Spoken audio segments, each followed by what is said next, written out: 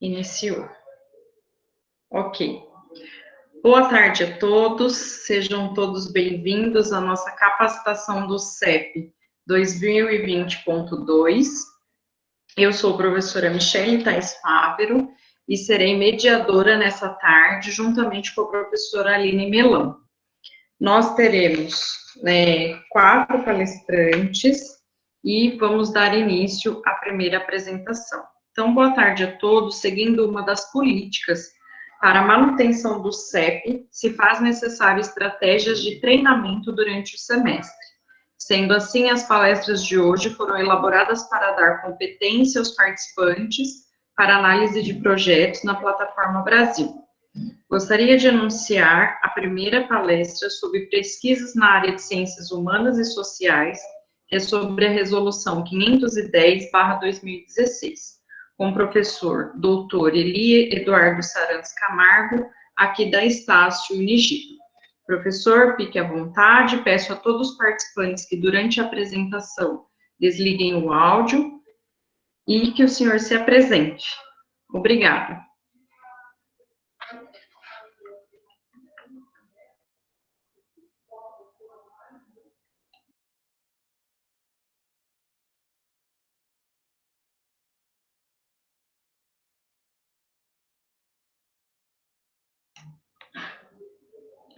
Esqueci de falar só uma coisa. Caso tenha alguma pergunta, podem digitar no site, no chat, que eu vou estar aqui passando para o palestrante depois.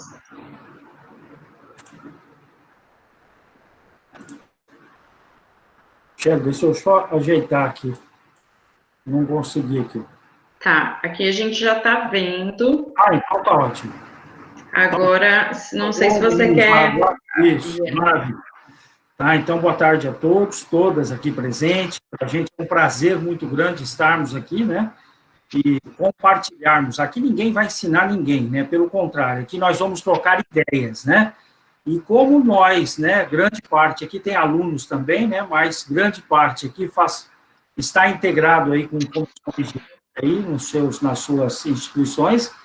Então, é legal a gente, né, talvez tirar algumas dúvidas, trocar algumas ideias e tudo mais. E aí, durante esses dias todos, eu fiquei pensando no que pegar. Então, eu peguei a resolução 510, sinceramente, daria 2 horas tranquilamente de apresentação, porque eu peguei ela item por item, vamos lá. É óbvio que a gente não tem que discorrer sobre tudo isso aí, né? Porque eu acho que são alguns pontos. Eu havia até comentado numa reunião do CEP, que a gente faria de forma diferenciada, pegando aquilo que talvez a gente observa que tem algumas pendências, que tem coisas que ainda, né, o pessoal ainda não está obedecendo direito. Bom, e aí fazendo uma pesquisa, né, com grata satisfação, eu consegui encontrar, e aí nas 3 universidades públicas de São Paulo, eles têm um treinamento da 510. E aí eu pensei de lá e de cá, né? Então não é plágio porque ela está em domínio público, né? Ou seja, para todo mundo usar e abusar. E aí eu achei bastante interessante. Então, de repente, se alguém tiver alguma coisa dentro da resolução que teve um problema, uma pendência, então aí, como diz a professora Michele, vocês coloquem aqui. Tá? Então, para não perder tempo, para eu também conseguir atender, né, esse tempo que me foi imposto, então, eu vou começar a minha apresentação, certo? E aí, se precisar, vocês podem me parar.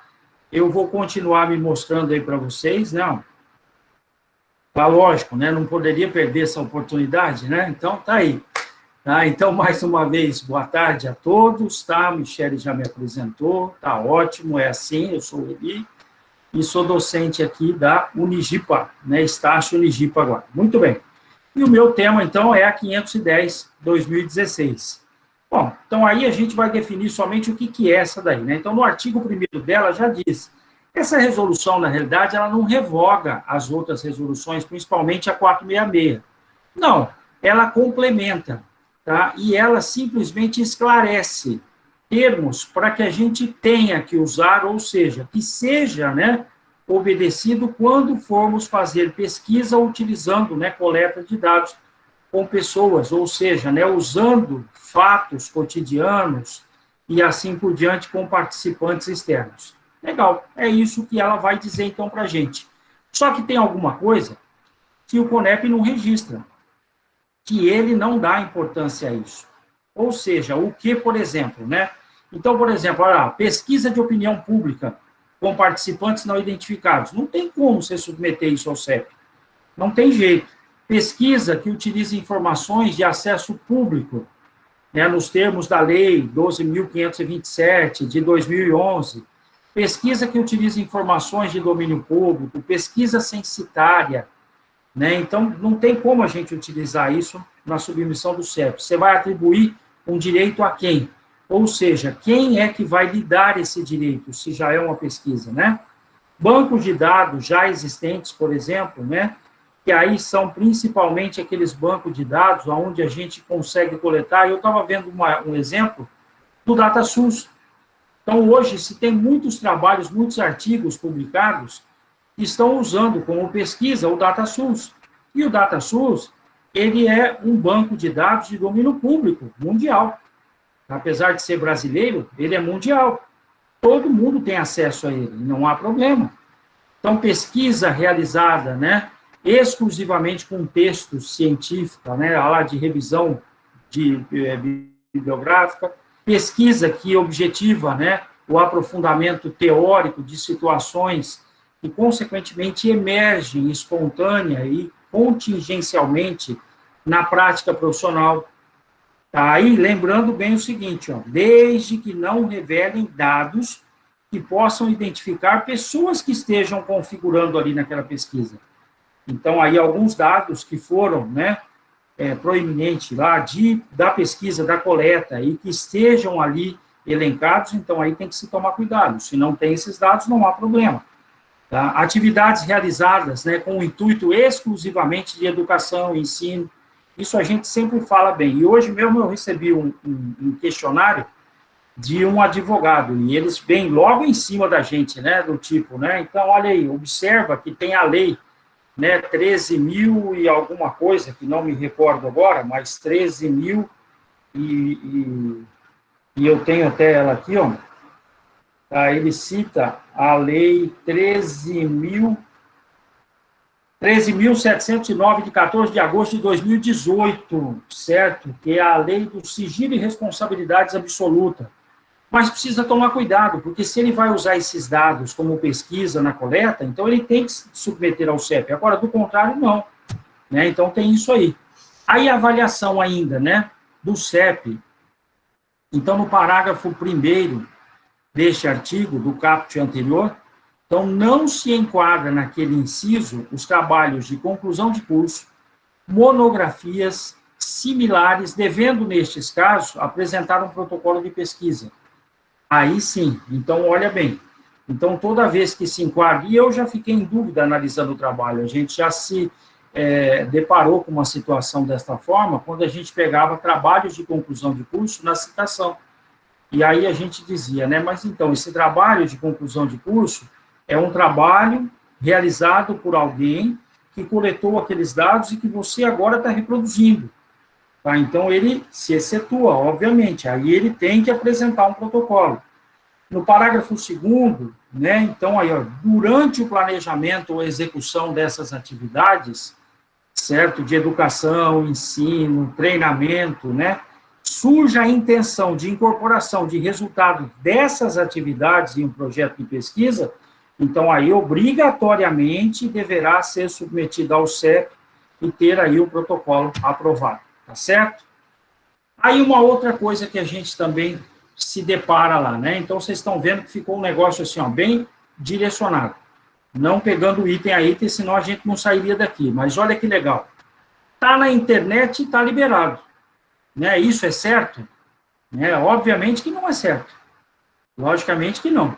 Tá? Então, ele não avalia banco de dados, o CEP, cujas as informações são agregadas sem possibilidade de identificação individual, então a gente tem que tomar um certo cuidado.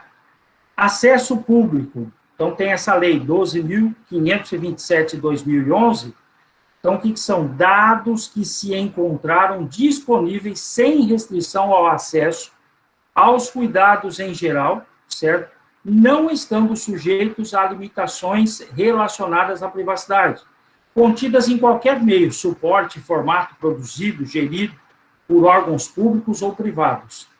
Então, nesse caso, também. Domínio público, né? Então, domínio público não tem proprietário, ou seja, né, tem um caráter oficial ou oficialesco, pode-se dizer assim. O que é isso? Uma ficha criminal de alguém, registro de imóveis, notícia de jornal, TV, que esteja envolvido pessoas, documentários, bibliografias e assim por diante.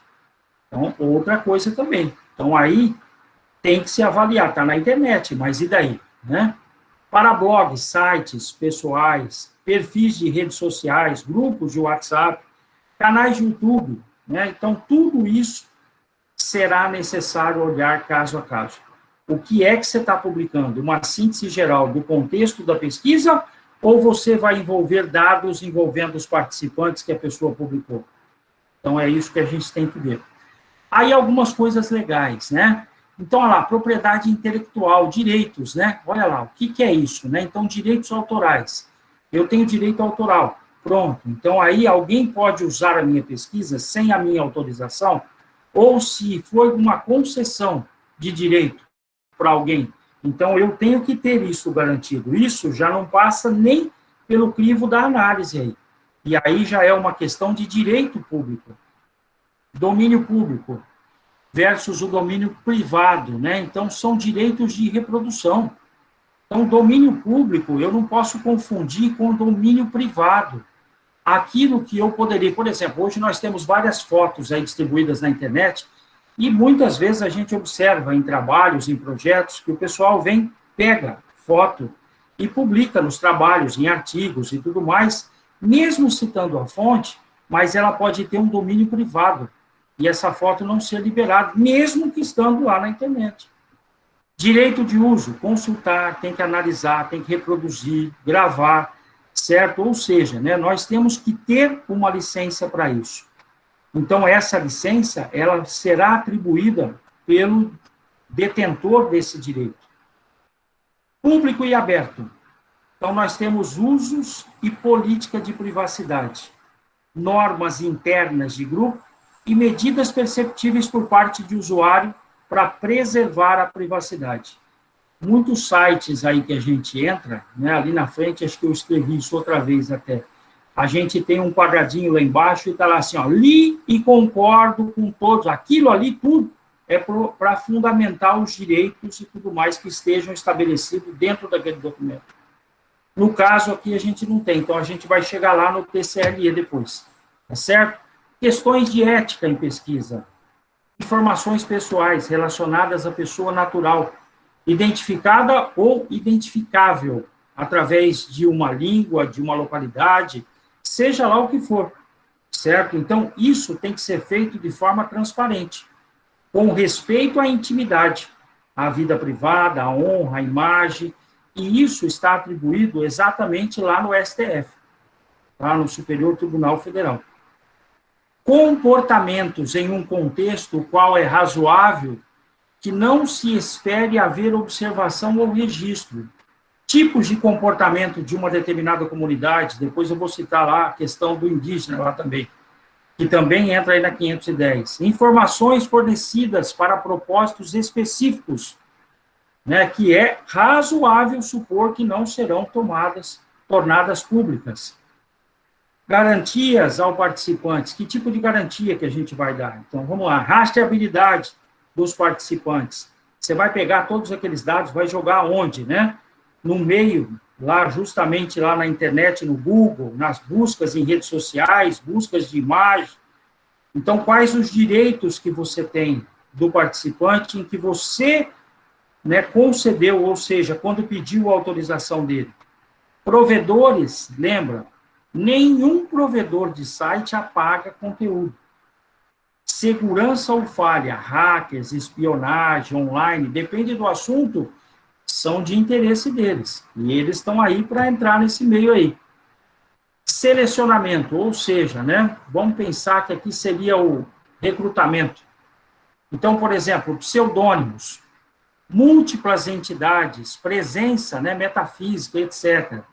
Então, isso, obviamente, que são usados justamente para garantir a confiabilidade, que é um requisito ético no caso, né, em que você esteja trabalhando dentro de um projeto de pesquisa.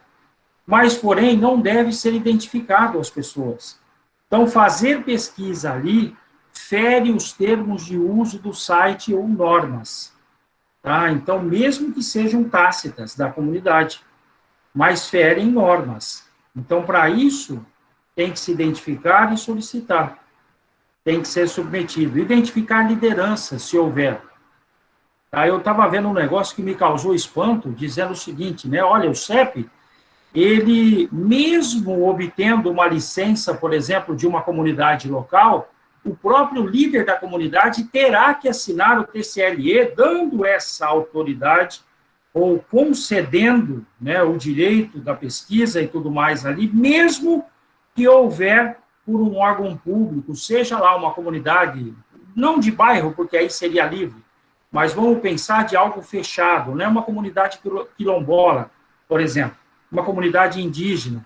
Então, mesmo assim, teria que ter o aval do líder daquela comunidade ali, tá certo? Olha lá.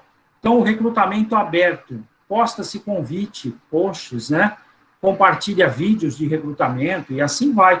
Então, consequentemente, isso aí, ó, deve ter um tipo de topar publicamente. Não elimina o TCLE. Ah, eu posso responder para você, tá bom. Mas o termo, né, de consentimento livre e esclarecido, ele deve estar ali presente, preenchido e assinado. E, claro, eu vou mostrar um pouquinho sobre ele ali. Menores de idade, não é porque o site proíbe, né, mas eles não usam, obviamente, mas quando a gente tem isso, a gente tem o TALE, que é o termo de consentimento e autorização do responsável por ele. Mesmo assim, né, algumas pessoas que discutem essa legislação colocam ainda a respeito de que, mesmo o TALE estando preenchido pelo responsável, o responsável teria que preencher o TCLE justamente para confirmar, porque ele participa conjuntamente, ele autoriza o menor, né? Ou seja, ele autoriza as respostas e tudo mais. Tá aí. Algumas coisas aqui a gente vai pulando justamente porque senão vai ficar cansativo aí. Né, lá? A autorização.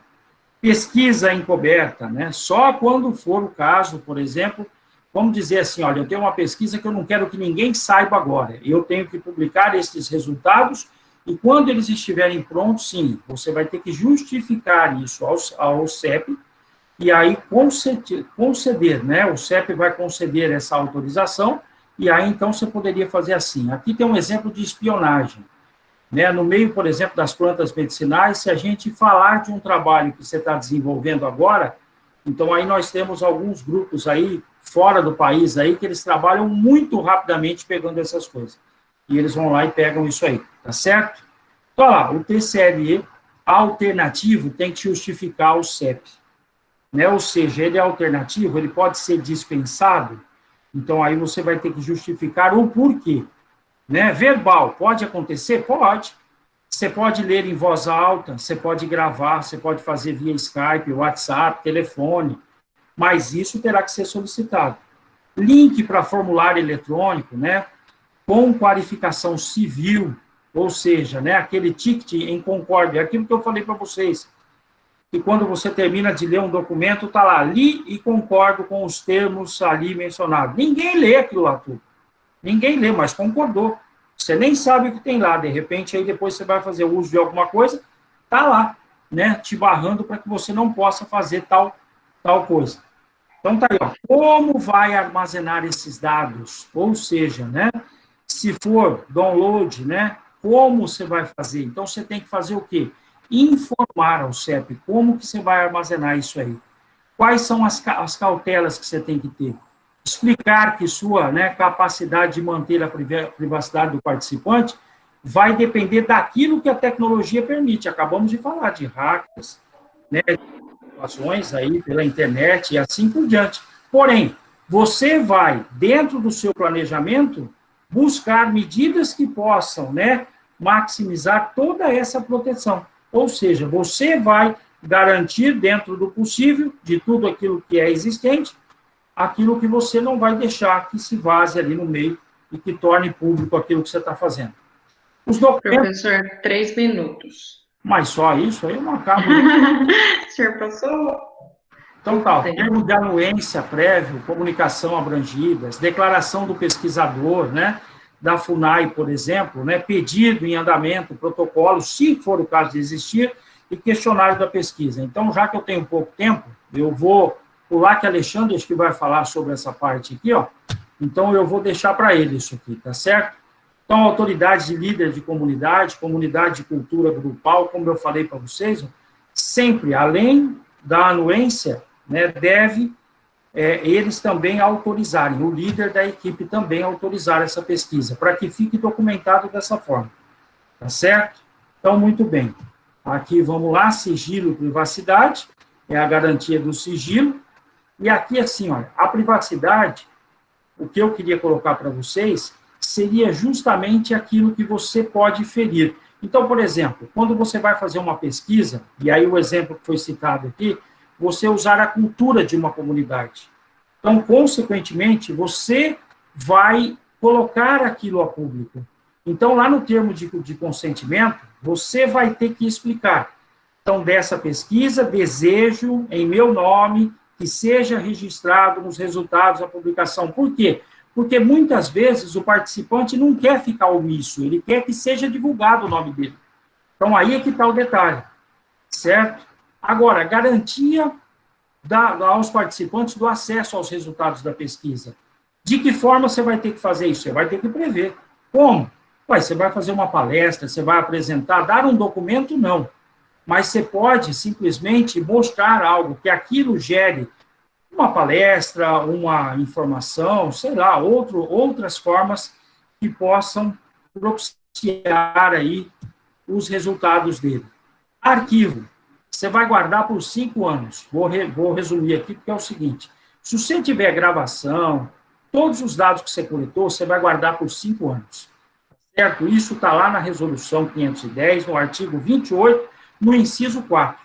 Então, sempre tem que ser guardado. Qualquer eventualidade que seja ali solicitado, você vai ter que comprovar isso aí. Tá certo?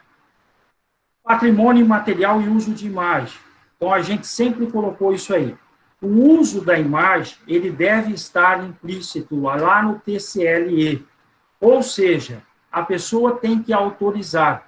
Então, é plausível e tem que se colocar abaixo das assinaturas aquele quadrinho, como a gente falou, do li concordo lá outra vez, e lá colocar autorizo o uso de imagem e deixar claro, tá? Rapidinho aqui, ó. Projeto tem que ter tudo isso aqui, não esquecer a finalidade. Tem gente que começa o projeto e aí extravasa. A finalidade do projeto ficou para trás, tá certo? Aí não esquecer da agência financiadora. A agência financiadora não é a agência pagadora da Bolsa, não é isso. Então preste atenção para ver quem é a agência financiadora. Então isso serve para um departamento, não sei do que, não, quem está financiando é a instituição. Né? Então vamos lá. Então, tudo tem que estar lá. Se não tiver gastos, mesmo assim você tem que preencher o orçamento. Tem que estar lá. Cronograma é uma das coisas que mais a gente se depara. Tem que calcular o tempo de tramitação do projeto no CEP. Não adianta colocar o projeto, tramita no CEP e já foi a coleta de dados, já passou. Então, quando a gente vai analisar, já foi. Aí fica pendente justamente por quê? Porque o prazo não foi obedecido. As reuniões do CEP são publicadas, ou seja, as datas. Mesmo assim, nós fazemos reuniões extraordinárias para tentar atender a demanda o mais rápido possível. Mesmo assim, questionários, certo? Tem que anexar lá na plataforma e tem que estar também como anexo lá no projeto. Tem que estar. Qual a forma que você vai coletar? Através de formulários, questionários. Pronto, ele tem que estar lá. Professor, deu 21 minutos aqui. Se o senhor quiser mais um minuto aí para finalizar. Então. Temos perguntas. Tá, eu estou finalizando já aqui e já paro então. Pronto.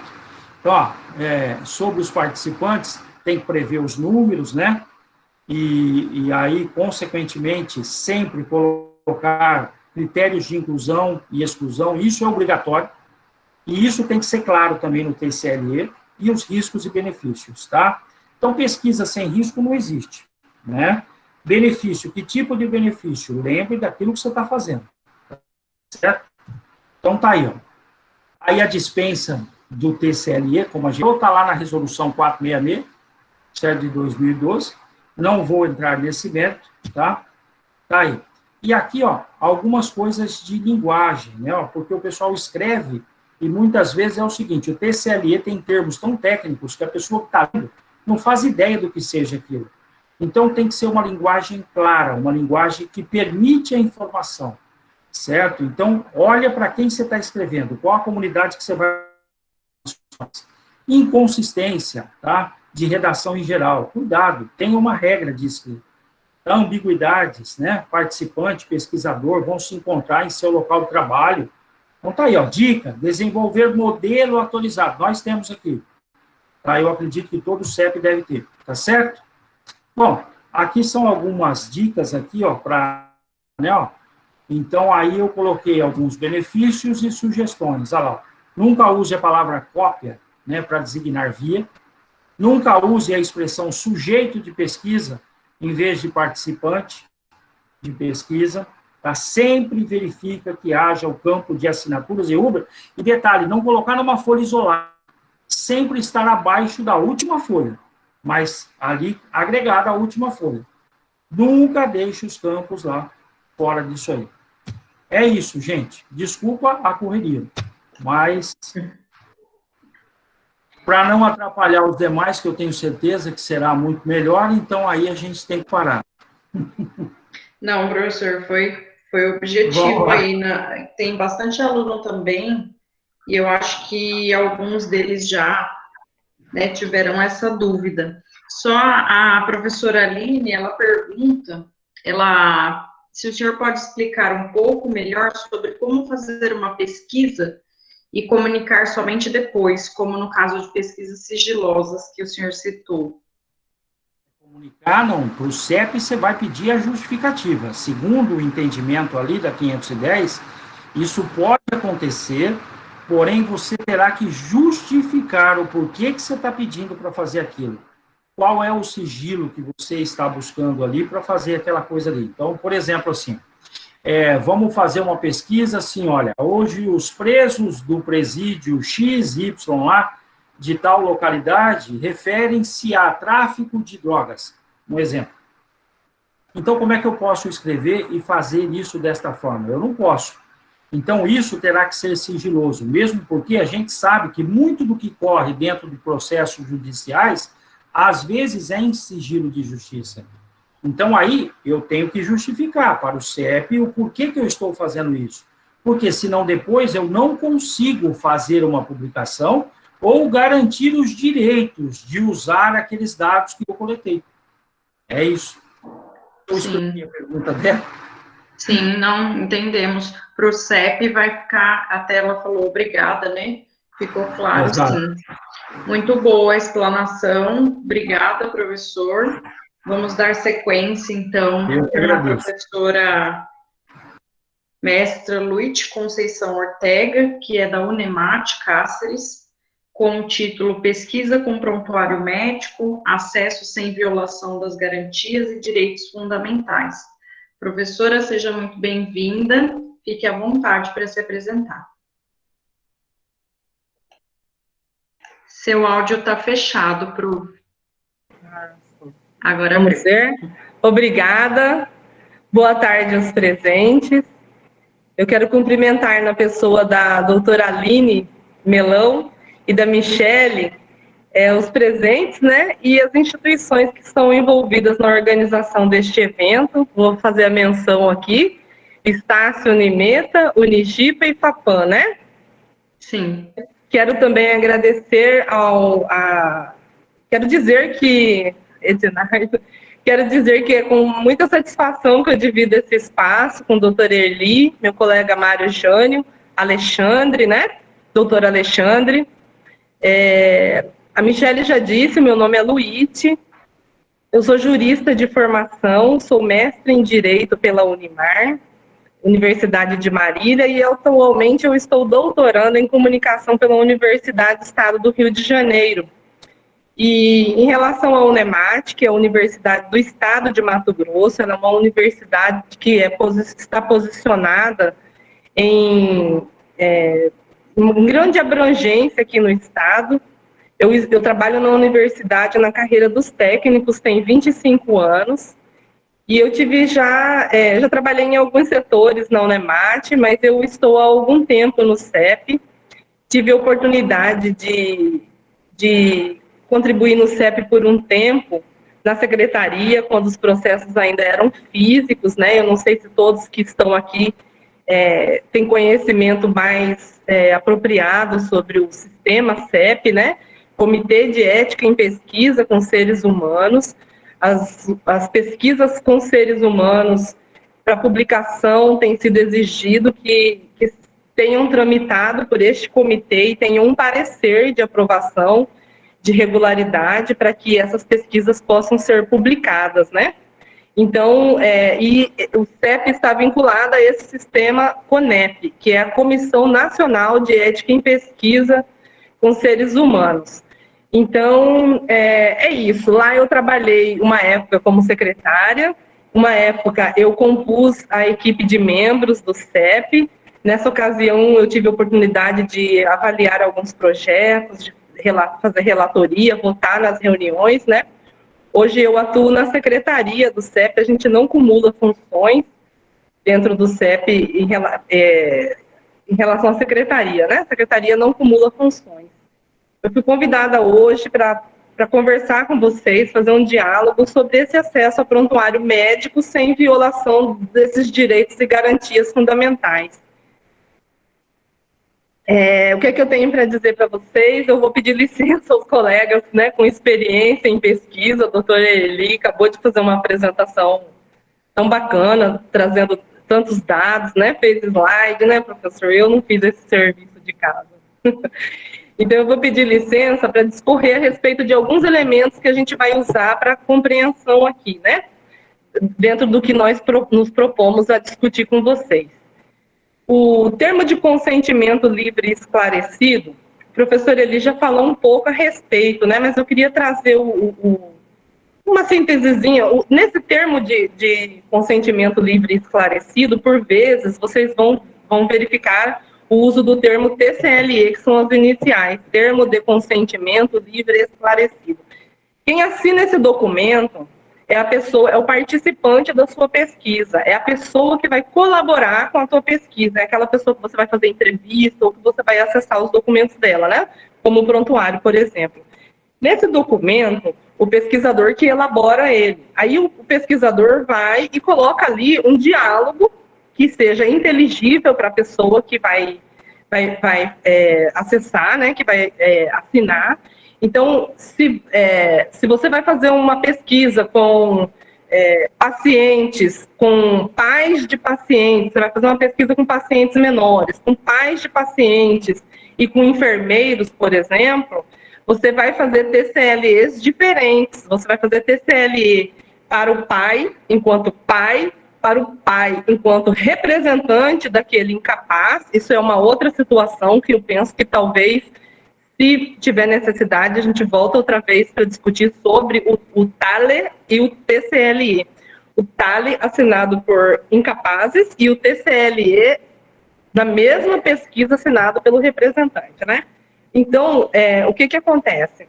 Ali você vai esclarecer para essa pessoa que vai participar com você da pesquisa o que é que ele vai participar. Você vai dizer quais são os objetivos da pesquisa, finalidade, você vai informar quem é a equipe que está fazendo essa pesquisa, você vai deixar um telefone de contato dessa equipe e do CEP. Por exemplo, nós temos uma pesquisa em curso que está fazendo pesquisa sobre Covid. Algumas pessoas que participaram da testagem estão esperando, por quê? Porque o resultado da testagem é o LACEN, então é o laboratório lá, né, de Cuiabá. Então, o que acontece? Não acontece rápido essa testagem. Então, às vezes a pessoa se antecipa, fica apavorada, querendo já essa testagem, e aí onde que essa pessoa liga? Para o pesquisador? Não, liga lá no CEP. Então, no TCLE vai essa informação do contato da equipe, né? E ali também você coloca os riscos. Sobre riscos da pesquisa, a professora Eli falou para nós, até eu quero pedir desculpa para os colegas que viram depois, se programaram para trabalhar essa situação, mas eu estou falando muito assim, superficialmente, mas para que a gente tenha compreensão do desfecho, né, do que nós nos propomos a discutir com vocês. Os riscos da pesquisa, o que acontece? Muitos trabalhos que chegam para nós categorizam os riscos da pesquisa como aqueles na hora da entrevista. Ah, eu vou fazer uma entrevista com uma pessoa, e aí essa pessoa ficou nervosa, essa pessoa começou a tremer, achou que estava sendo avaliada, eu acalmei ela e acabou o risco da pesquisa, né? E o risco da pesquisa não se limita a esse momento da coleta dos dados. O risco da pesquisa, ele se estende até lá na hora da publicação, dos efeitos. Imagine você que na publicação de um resultado, de um trabalho de pesquisa, uma pessoa que participou seja identificada e nessa identificação a ela seja atribuída uma mácula, um estigma negativo, né? Aquela pessoa ou a comunidade a que ela pertence. Então, todos esses riscos precisam ser mapeados, levantados, a gente precisa fazer um exercício mesmo.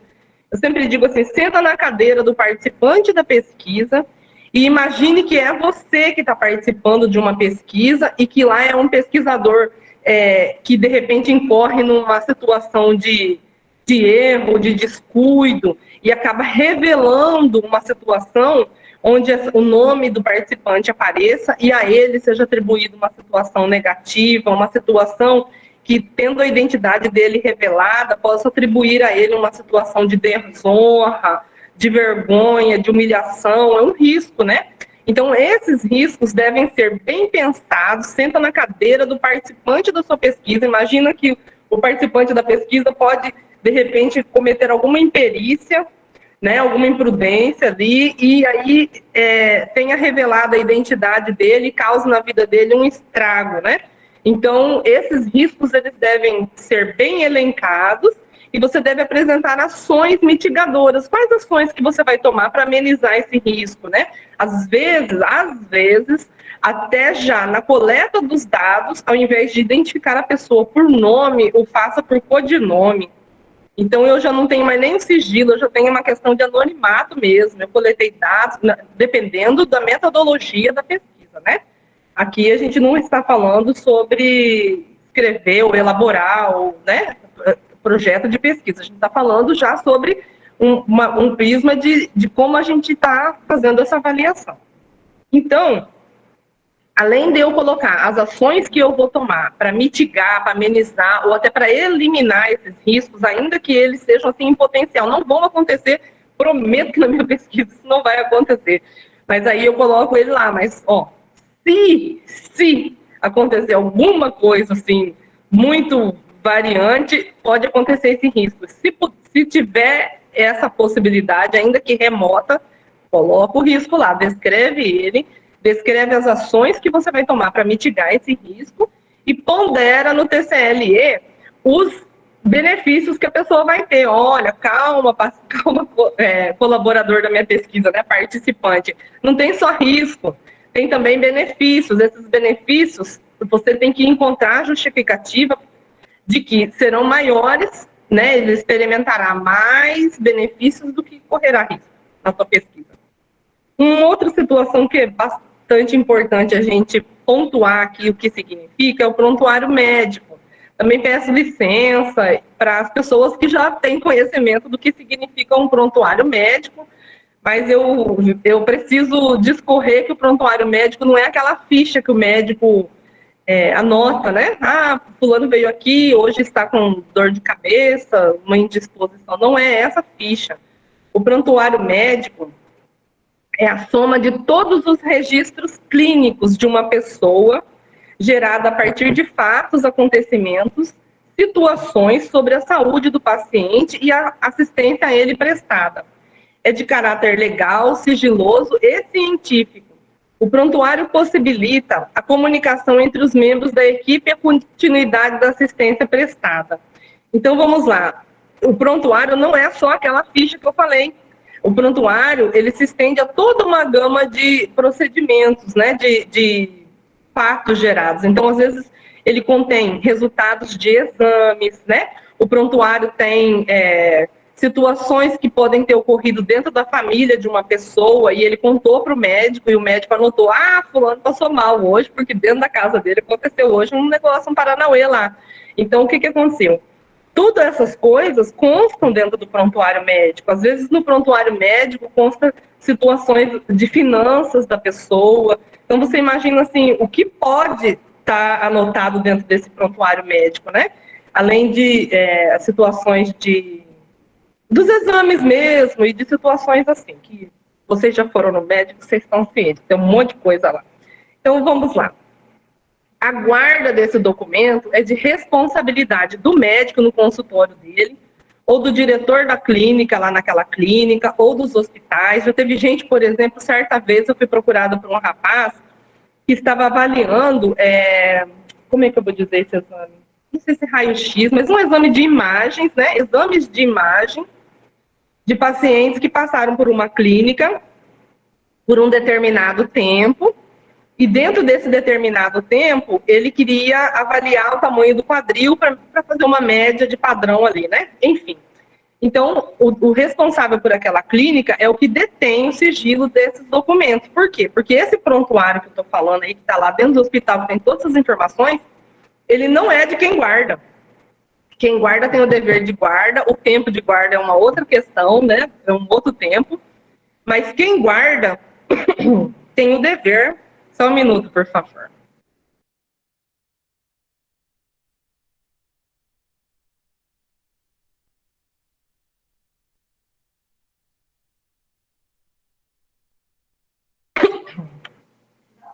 Então, gente, as informações do prontuário, elas são exclusivamente do paciente.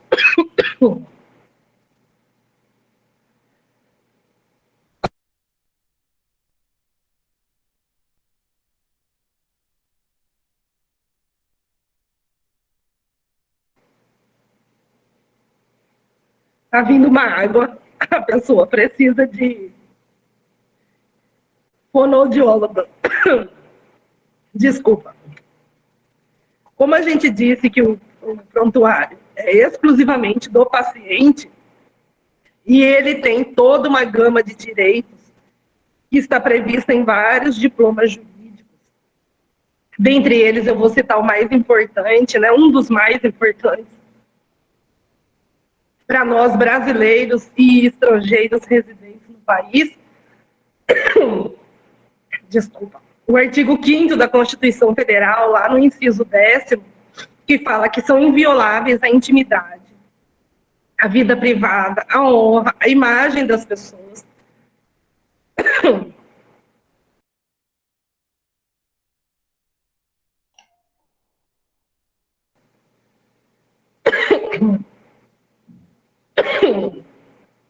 Desculpa, gente. Não sei que tá. Imagina, professora, é assim mesmo.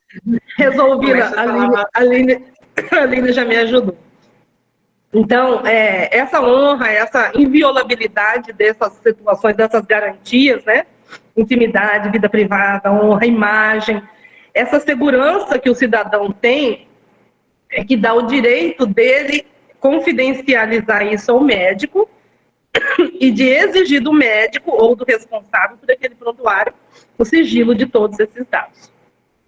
Então, nós podemos olhar o prontuário de dois prismas, né? Do direito do sigilo que o cidadão tem, o paciente tem, de não ter autorizado que ninguém mexa lá no prontuário médico dele sem autorização. Nós temos uma situação também que remete ao médico.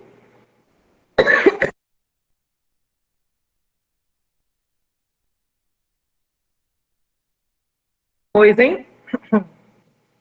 remete ao médico uma obrigação desse sigilo, dentro de condições que estão tuteladas por direitos médicos, né, direitos legais direcionados ao profissional médico. Por exemplo, o profissional médico, se for requisitado por um juiz, um prontuário médico de um paciente, ele vai entregar na mão de um médico perito que o juiz vai determinar quem que é.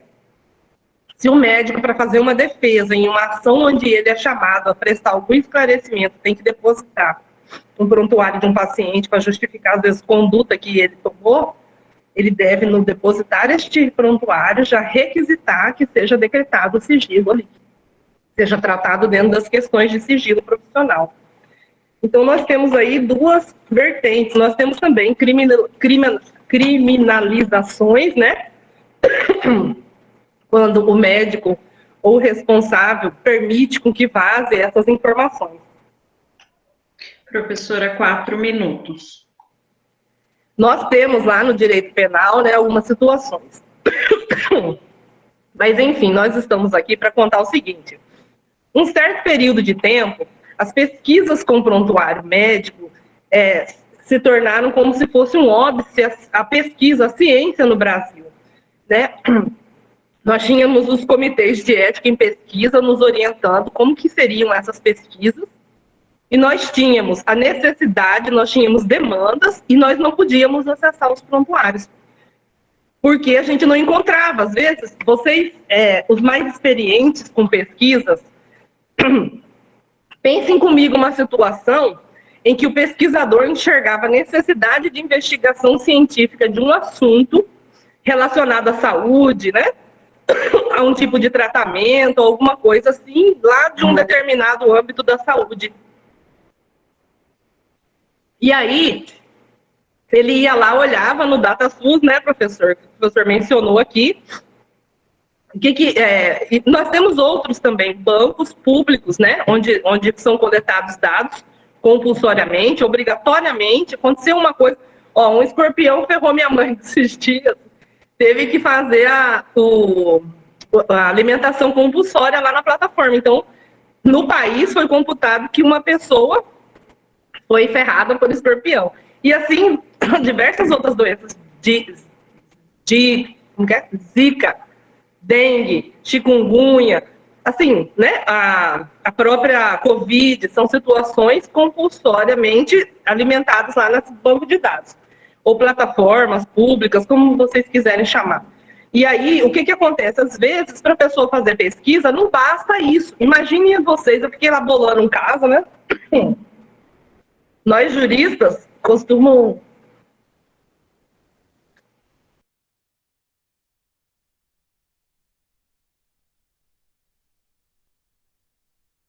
Jesus do céu. Fazer exercícios práticos de como que funciona um caso, né? Sair do hipotético e ir para um caso concreto. Fictício. Imagine vocês que um pesquisador se interessou por verificar o prontuário médico de gestantes de determinados lugares. Porque ele estava desconfiado que doenças gestacionais que foram verificadas naquela região pudessem estar relacionadas com contaminação do lençol freático por alguma coisa tóxica que uma agricultura ou uma empresa ou um garimpo estava usando ali perto da região. E isso foi nos anos retro aqui para trás, aqui uns 2 anos atrás. Meu corte metodológico é fazer a pesquisa de gestantes que estiveram sendo atendidas por aquele lugar, aquele posto, né? Nesse período de 2 anos atrás. Onde que eu vou encontrar essas pacientes gestantes para fazer essa pesquisa? E olhar os prontuários médicos dela, ver quais eram os sintomas, quais eram as relações do atendimento que eu tive para um paciente e para outro, né? Onde eu vou encontrar essas gestantes? Então, essa era a grande dificuldade. Se eu quisesse fazer uma pesquisa hoje e descobrir lá o rapaz do quadril, eu conversava com ele e a gente estava falando, poxa, nessa pesquisa, se você for mapear mesmo o tamanho do quadril do brasileiro, e você tiver uma média, de repente nós podemos utilizar isso para padronizar as coisas que nós usamos. Nós vamos padronizar as nossas manequins, as nossas roupas, as nossas cadeiras. Né, Ednardo? Nós vamos ter uma padronização melhor, um atendimento melhor, ergonômetro, da nossa condição. As cadeiras de rodas, as cadeiras de escritório, as cadeiras de sala de aula, todas poderiam ser mais adequadas ao padrão do brasileiro. Mas onde que ele vai encontrar essas pessoas que passaram por tanto tempo nessa clínica e esse o diretor tem lá esse banco de dados? Como que faz essa pesquisa? Está inviabilizada? Por muito tempo, os pesquisadores, por algum tempo, quero dizer, né? 21 minutos, professor. Preciso de mais 2. Vezes 2. Então, por algum tempo, os pesquisadores tiveram muita dificuldade de desenvolver esse tipo de pesquisa. Por quê? Porque não encontravam essas pessoas para que elas pudessem vir assinar o TCLE autorizando que as pessoas abstraíssem dados de dentro do prontuário médico dela. Uma solução que atualmente tem se encontrado é alguém de dentro dessa clínica ou desse hospital que tenha a guarda desses documentos possa fazer a filtragem de dados que importam à pesquisa, que são necessários para que o resultado da pesquisa seja alcançado. Esses dados, quais são esses dados? Passa antes pelo CEP, né? E vem junto com uma declaração de que essa pessoa responsável pela guarda dessa documentação fará filtragem, extrairá desses prontuários médicos dados que importam à minha pesquisa, sem identificação do paciente, né? Vamos combinar que se for, assim, um caso de doenças sexualmente transmissíveis, uma coisa que pode ser homem ou mulher, ali venha discriminado o sexo da pessoa, né? A cor, às vezes o tamanho. Então, a pessoa responsável pela guarda, né, que detém essa documentação lá, filtraria esses dados e entregaria a esse pesquisador, mas o comitê de ética também vai observar os dados que esse pesquisador pretende coletar lá. Então, ele não trouxe ainda os dados coletados, ele trouxe uma autorização de alguém dizendo assim, um documento dizendo assim, eu tenho autorização nessa clínica e guarda por esses documentos, esses prontuários, não te dou acesso, mas posso extrair de dentro desse prontuário as informações que você precisa, confidencializando o nome da pessoa, tudo que possa identificar o paciente. Então, isso daí é possível fazer hoje pesquisa desse jeito. Em casos onde é difícil isso é justificativa, gente. Então, assim, eu tenho um recorte de um período. E esse período é difícil, é impossível localizar essas pessoas. O custo é grande, extrapola o cronograma, né? Lembra do orçamento cronograma que o senhor falou? Extrapola o custo e tudo mais. Eu justifico e trago essa pessoa se comprometendo a fazer essa coleta de dados. E nós temos outras questões de dispensa de TCLE que não é relacionado ao assunto que nós temos hoje aqui, né? O professor começou a abordar esse tema, mas também pode ficar para um outro dia. A dispensa de TCLE em casos onde a pessoa levar o documento contra a fé do TCLE pode causar a ela mais risco do que benefício, né? Por exemplo, em caso às vezes a pessoa pegou um resultado, acabou de pegar, você está fazendo uma pesquisa e a pessoa acabou de pegar o resultado do exame dela onde ela é soro positivo. Levar um documento para casa pode antecipar uma notícia que ele não queria dar naquele momento. Então, às vezes, elaborar um TCLE e entregar via para o paciente pode ser uma coisa mais prejuízo do que benefício, né? Enfim.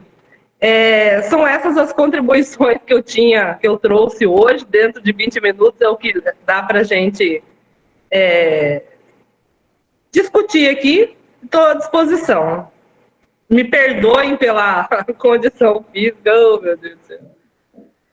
Obrigada, professora. Não temos nenhuma pergunta aqui no chat, mas eu tenho uma observação, que é muito importante, né, o modo como a senhora tratou, para a gente saber essa relação do prontuário com o paciente, com o médico, né, porque é sempre bom lembrar de que é algo muito particular desse paciente, né? Então, foi muito, muito, muito importante a fala da senhora hoje. Muito obrigada. Muito obrigada. Vou dar uma olhadinha no fono depois aqui na FAPAM, viu? Professora Michele, me permite também, Fique à vontade. É interessante isso que a senhora colocou, professora Luiz, porque, assim, nós nos deparamos sempre com pesquisas dessa natureza, principalmente envolvendo prontuários médicos. E aqui nós temos vários grupos de TCC, né, inclusive, que estão dentro de hospital municipal, hospital privado, inclusive daqui, que tratam dessa forma. Desculpa, aqui deu problema, gente, tá? Por isso que eu não coloquei aqui. Até fiz uma observação, que a professora Luiz é lá da região nossa. Eu sou de São José do Rio Preto, a professora Michele lá de Araraquara. Na verdade, eu fiz o mestrado lá em Marília. Tá. Legal. Eu saí daqui com a minha turminha e fui morar lá 2 anos. Uau, mas é que eu vi o bom. sobrenome Ortega, eu tenho um grande amigo lá em Presidente Prudente, Luiz Ortega. Ortega, então. É ali bem pertinho de Marília mesmo. Eu queria... Deixa eu ver o que eu ia dizer para vocês. Mas é isso mesmo. Muito obrigada, gente. Olha só.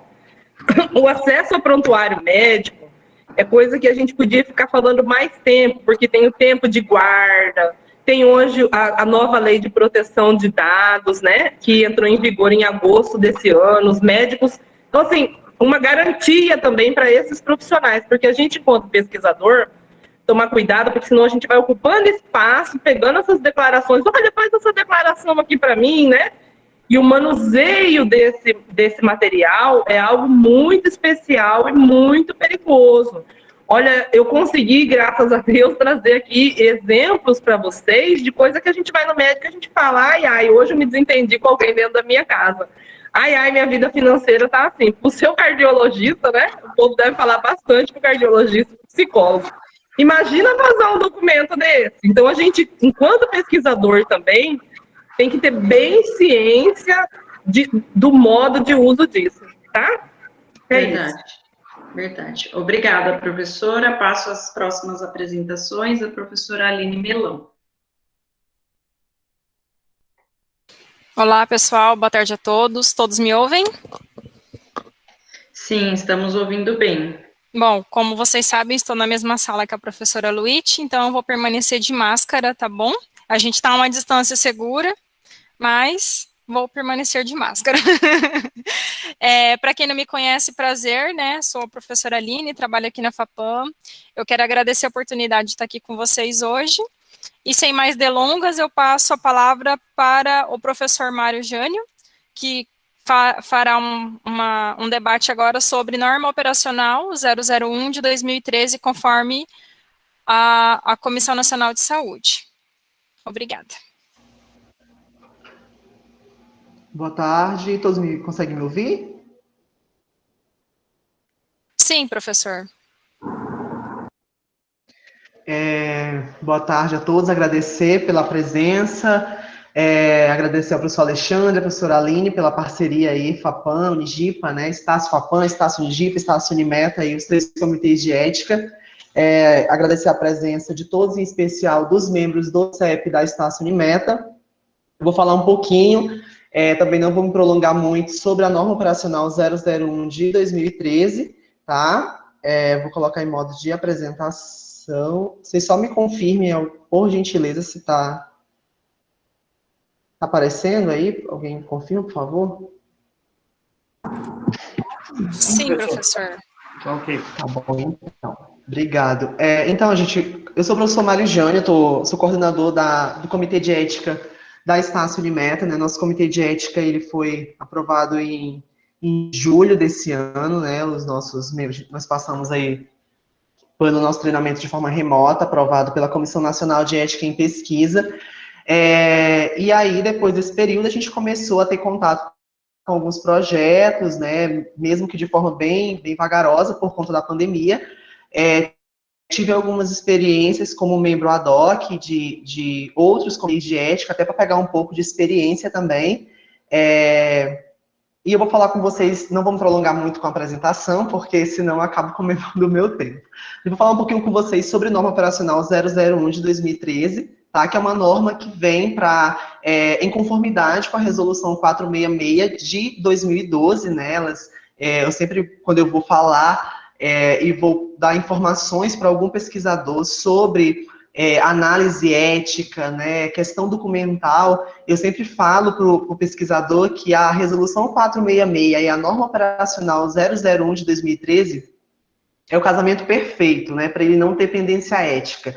Se não trata de uma área temática da CONEP, né, se não é estudo com indígena, se não é estudo não é relato de caso, né, se não é nenhuma área temática da CONEP, a resolução 466 e a norma operacional 001 de 2013, você com certeza vai ter sucesso aí na submissão do seu trabalho, tá? E aí, por que os pesquisadores têm tanta aversão à análise ética, né? A gente sempre começa, eu sempre gosto de usar essa imagem, porque a gente observa que alguns pesquisadores, eles deixam de fazer pesquisa com seres humanos para não passar por essa submissão do comitê de ética, né? Ele vê o sistema CEP-CONEP, na verdade, como uma grande barreira no processo da pesquisa.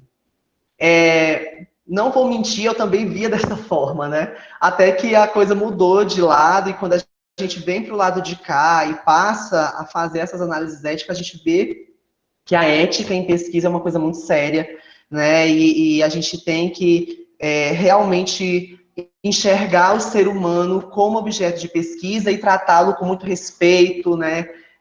E tratar todos os processos da pesquisa e avaliar todo o protocolo, na verdade, da pesquisa com muita ética, né? Desde o título, né, como a norma operacional trata, até a publicação desses resultados, né? E a gente tem desde esse trabalho dessa pendência dentro do sistema CEP-CONEP até esse trabalho, quando ele vem todo redondinho, tudo bonitinho. E aí a gente aprova, né, faz relatoria, passa pelo colegiado e aprova esse trabalho. Ações tem a 466, né, que regulamenta a pesquisa com os seres humanos, acaba sendo a mãe aí da pesquisa, né, da análise ética. Tem a 510, que o professor Eli falou na primeira palestra, e tem a norma operacional, né, que fala da organização e do funcionamento do sistema CEP-CONEP, que a gente vai conversar um pouquinho agora, tá? Ela dispõe exatamente sobre a organização e funcionamento do sistema CEP-CONEP, então como os comitês de ética estão organizados, né, qual é a autonomia e até onde vai a autonomia do comitê de ética, e como que deve acontecer essa submissão e a avaliação e o acompanhamento dessa pesquisa. A gente só tem que deixar muito claro que quando o comitê de ética, ele aprova uma pesquisa, ele se torna corresponsável por ela, né? Não é aprovar a pesquisa e está aprovada, agora é com o pesquisador, né? E o seu objeto de pesquisa, não.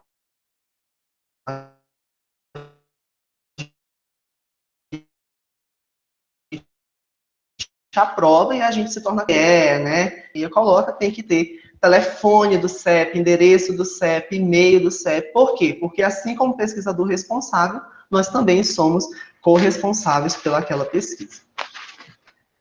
Ela também, né, normatiza o uso da plataforma Brasil, né, a partir de 2013, meados de 2013, né, que foi quando os projetos deixaram de passar por essa análise física, como a professora falou anteriormente, e passaram por essa análise tudo via plataforma Brasil. A gente tem 3 ambientes na plataforma Brasil. A gente tem um ambiente público que todo mundo tem acesso, né? Qualquer pessoa que digitar aí no Google plataforma Brasil vai ter acesso a esse ambiente público. A gente tem um ambiente do pesquisador, que é necessário um cadastro, e a gente tem um ambiente do CEP, que é somente as pessoas que são membros de comitês de ética, né, e os coordenadores que recebem essa atribuição da CONEP. Esse é um ambiente público, né, inclusive até coloquei nesse quadradinho vermelho e nesse quadradinho amarelo, tem esse ambiente onde ficam as resoluções, né, e normativas, e tem esses manuais da Plataforma Brasil, que vale a gente ressaltar que são de forma bem lúdica, né, bem interessante a gente salientar isso. Hoje, o nosso grande gargalo dentro dos comitês de ética é a falta de leitura do pesquisador. Ele simplesmente faz o cadastro da Plataforma Brasil, submete o seu trabalho e vai indo, vai indo, vai indo. E por que gera tanta pendência? Né? Gera tanta pendência, aí, na grande maioria dos casos, por falta de leitura. Ele não lê a 466, ele não lê a norma operacional 001 de 2013. Eu vou, assim, pincelar, né, não tem como a gente aprofundar, eu passaria a tarde inteira falando da norma, não tem como a gente falar de tudo, senão eu extrapolo o tempo aí. Mas a primeira parte, na verdade, a norma ela vem falando sobre como está organizado o sistema CEP-CONEP, né, ou seja, como é que está organizado o Comitê de Ética, como está organizado, quais são as atribuições da Comissão Nacional de Ética em Pesquisa, ou seja, como é que está organizado a CONEP, né, e depois ele vem falando como é que tem que ser os protocolos de pesquisa. Eu vou falar um pouquinho sobre essa organização administrativa do Comitê de Ética, né, vou focar principalmente na parte do parecer, tá, sobre esse embasamento do parecer, e vou falar um pouquinho também sobre o protocolo de pesquisa, que é geralmente onde a gente tem o maior número de pendências quando nós falamos de análise ética de protocolos de pesquisa, tá? Então, quando a gente fala dos aspectos comuns, a gente não pode ter esse conflito de interesse, né? A gente tem que atuar de forma voluntária dentro dos comitês de ética, né? Autônoma, independente do exercício de sua função. Então, só para a gente deixar claro, independente de onde o CEP está vinculado, ou seja, o CEP está vinculado a Estácio Unimeta, ou Estácio Unigipa, ou Estácio FAPAM, esse CEP ele tem autonomia para trabalhar, né, para decidir aí que rumo essa pesquisa deve tomar diante desse parecer ético, né? É pesquisador daqui, a gente tem que aprovar a pesquisa. Em hipótese alguma, isso pode acontecer, tá? Sobre o funcionamento, é interessante a gente deixar claro que todo comitê de ética tem que ter um regimento interno. É interessante que esse regimento interno esteja disponível aos membros e também à população, né? A gente tem o site das instituições e geralmente tem a abinha do CEP, deixa disponível lá para o pesquisador ter acesso, até porque a gente também tem um papel consultivo, né? Além do papel deliberativo e educativo. Do sigilo, todos os protocolos devem ser tratados de forma sigilosa, né? Isso aí norteia todo o preceito ético. Temos as reuniões, né, uma vez mensal, mas como o professor ele falou na sua palestra, a gente também acaba fazendo reuniões extraordinárias para não deixar acumular trabalho, né? Principalmente nesse período aí de pandemia, em que os projetos de Covid tinham uma certa prioridade, então, quando eu participei como membro ad hoc de um comitê de ética, eu acho que em uma semana eu participei de umas 3 reuniões, né, para dar sequência aí o quanto antes, tá? Do parecer, é interessante que esse parecer, o relator elabore ele de forma clara, objetiva, detalhada e principalmente embasada, né? Sempre que a gente for elaborar um parecer, mostrar para o pesquisador onde ele errou, né? O que é comum? A pesquisa não apresenta risco. Então, segundo a resolução 466 de 2012, né, capítulo 5, toda pesquisa com seres humanos apresentam riscos, né? Não existe pesquisa sem risco. Então, é interessante mostrar para o pesquisador aonde ele errou, né? E mostrar isso segundo a legislação, tá? Temos também a questão da análise ética. Dentro do sistema CEP-CONEP, né? A gente tem toda essa, além da resolução 466, a gente tem a norma também, que a gente pode usar como embasamento dentro dos nossos pareceres. Dentro das nossas funções deliberativas, a gente pode liberar os pareceres como aprovado, com pendência, né, quando ele tiver alguma pendência ética, não aprovado. Meu primeiro projeto como relator e como membro ad hoc foi um projeto não aprovado.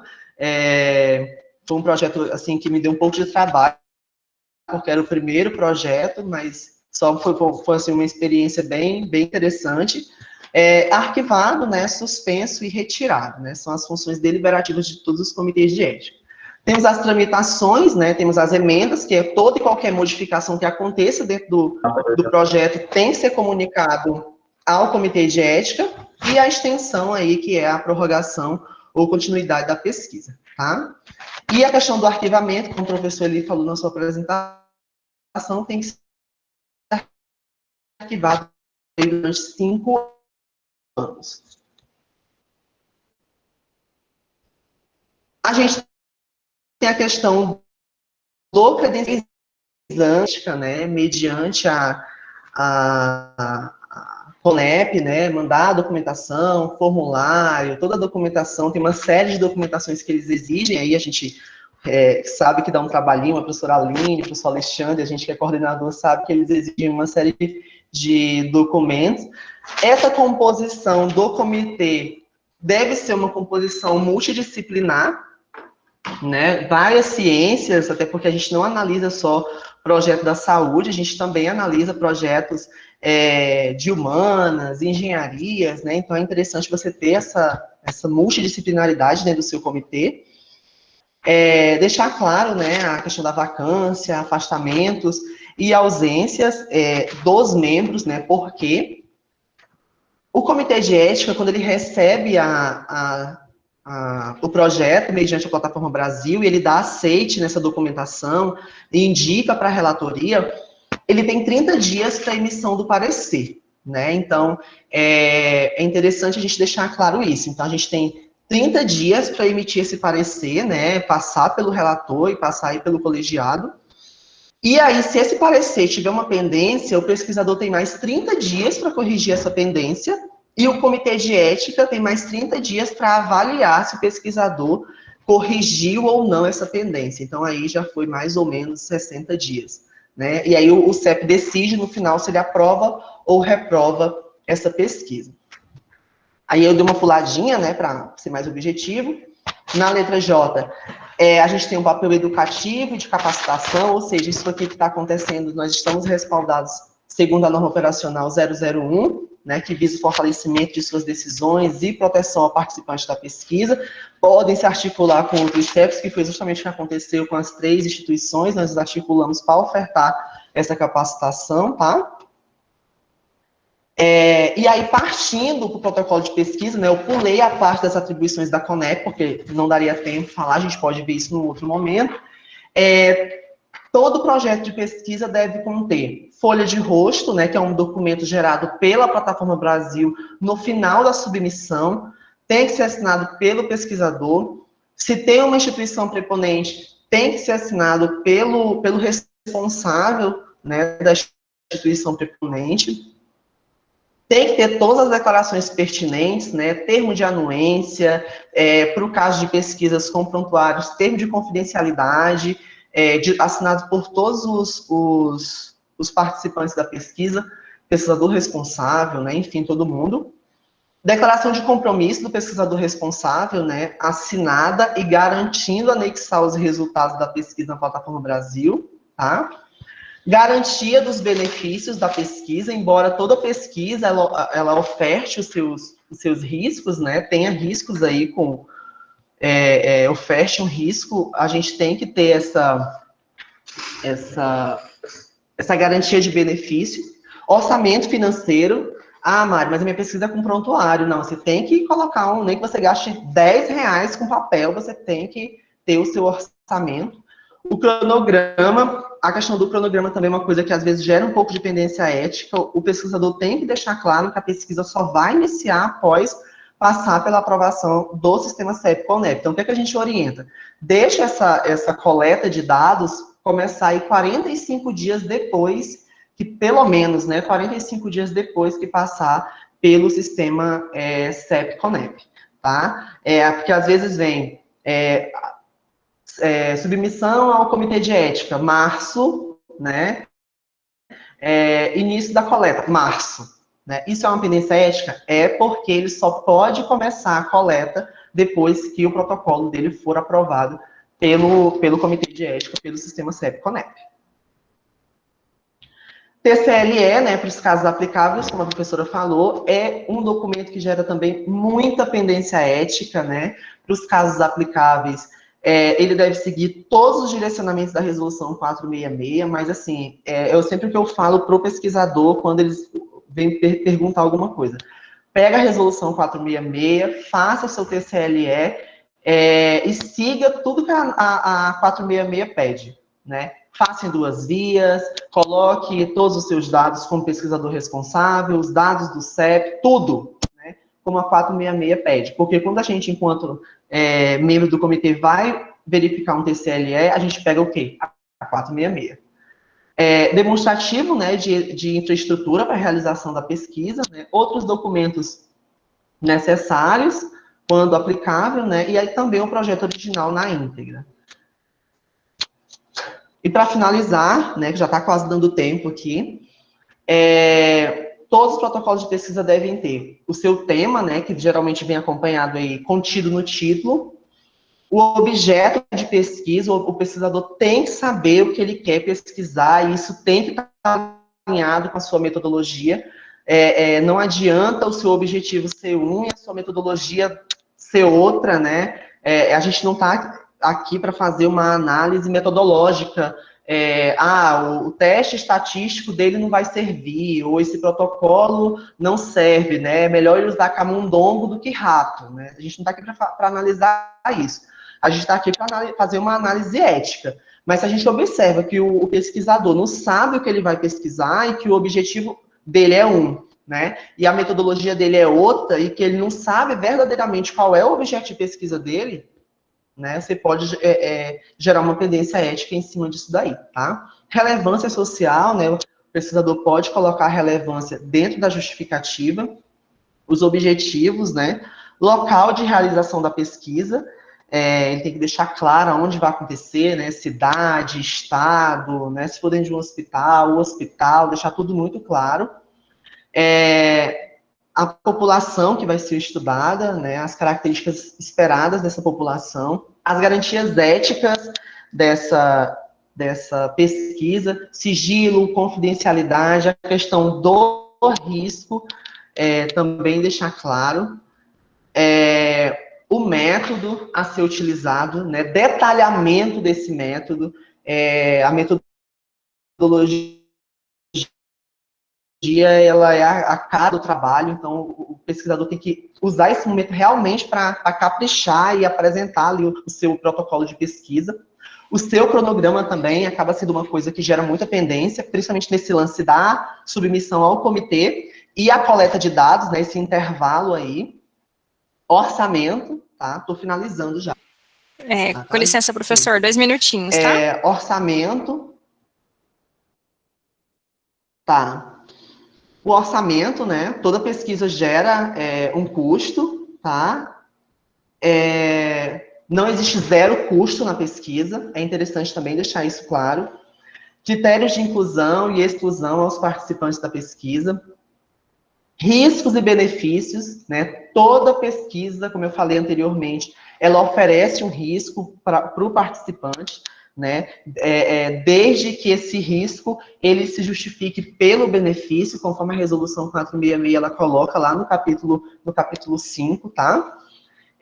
O critério de encerramento, quando aplicável, né? Quais são aí os possíveis resultados obtidos e como ele pretende divulgar esses resultados, né? A devolutiva que ele vai dar aí para a sociedade, né? Como eu falei, nosso grande gargalo é realmente o pesquisador que não lê as resoluções, né, antes da submissão. É interessante ler, a gente tem que deixar claro que o Comitê de Ética não tem só um papel deliberativo dentro da pesquisa, ele também tem um papel educativo, consultivo, então utilize os seus membros para tirar dúvida antes dessa submissão, tá?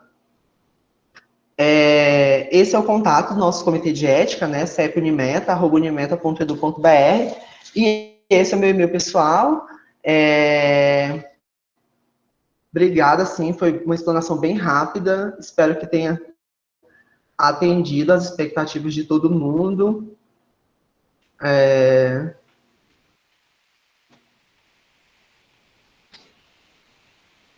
Travou. Acho que é isso. Obrigada, professor. Foi, sem dúvida, bem esclarecedor, né? Temos uma dúvida, que por acaso foi a minha, referente à documentação, né? O secretário faz aquela primeira análise no documento, e ele vê que o cronograma que está elencado nos documentos não condiz com o que está acontecendo. Ele vê que o fluxo, o cronograma não vai contemplar o tempo que deveria para a pesquisa ser exercida depois da aprovação.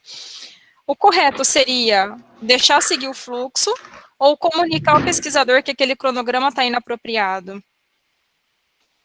Professora, aqui, assim, durante o treinamento, isso também foi uma dúvida que ficou bem, assim, bateu muito, assim, pra gente sobre isso, né? E qual a orientação, por exemplo, que eu dou para a secretária? Que ela faça uma análise documental inicial. Então, tem o projeto na íntegra? Tem. Tem a folha de rosto?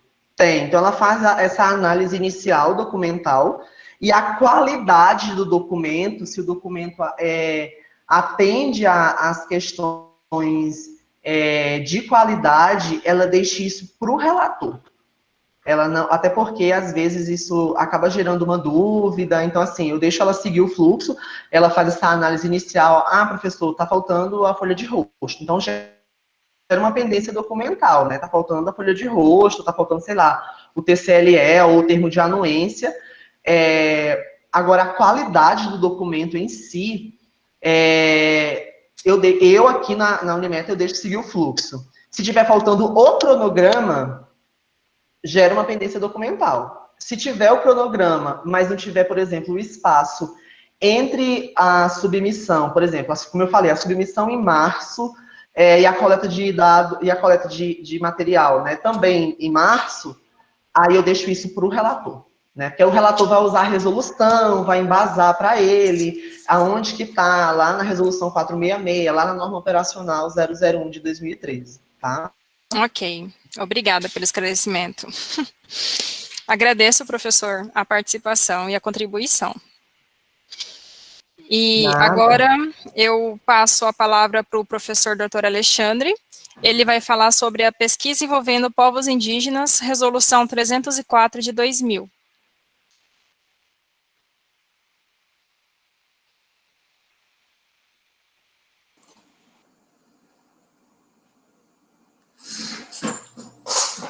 Boa tarde.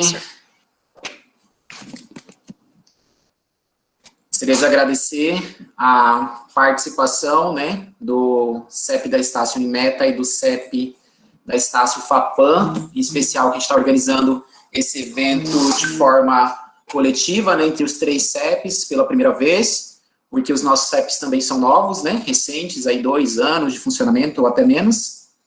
E ao longo, né, desse tempo a gente vem aprendendo gradativamente juntos e esse momento também é um momento de discussão que a gente se faz junto. Agradecer a participação também, né, dos membros, relatores do CEP da Estácio Unigipa, que estão aqui, professora Michele, professora Eli, que atua também na vice-coordenação. Eu vou realizar aqui, colocar a projeção da minha tela para vocês, só um pouquinho. Deixa eu abrir aqui o meu arquivo. Aí, que já vai. Aí não está descontando os 20 minutos, né?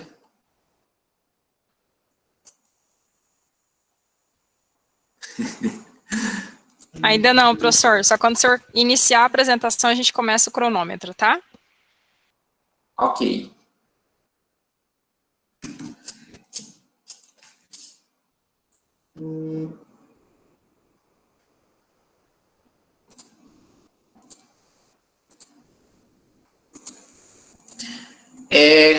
Depois da apresentação, né, do professor Eli, da professora Luíte e do professor Mário, vou colocar aqui e apresentar também alguns itens, né, que se referem especificamente à resolução 304, que aborda sobre a questão das pesquisas com populações indígenas.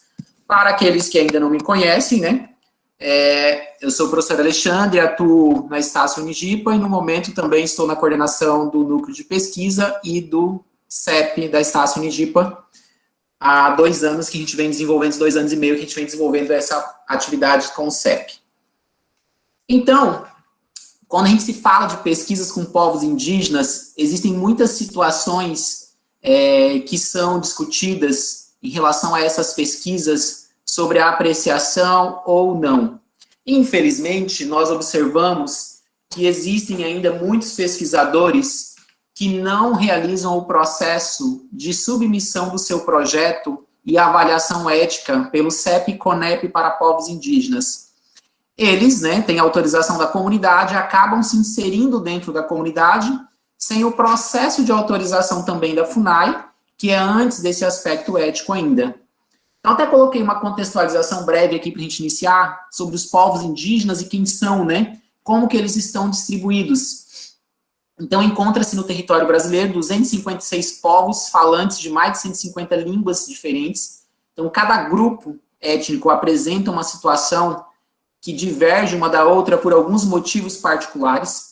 Os povos indígenas somam, né, segundo o IBGE de 2010, 896 mil pessoas aproximadamente. Parte dessa população hoje reside na área urbana e parte reside na área rural. Então, a gente já tem, né, um número bem expressivo da população indígena que está residindo também na área urbana.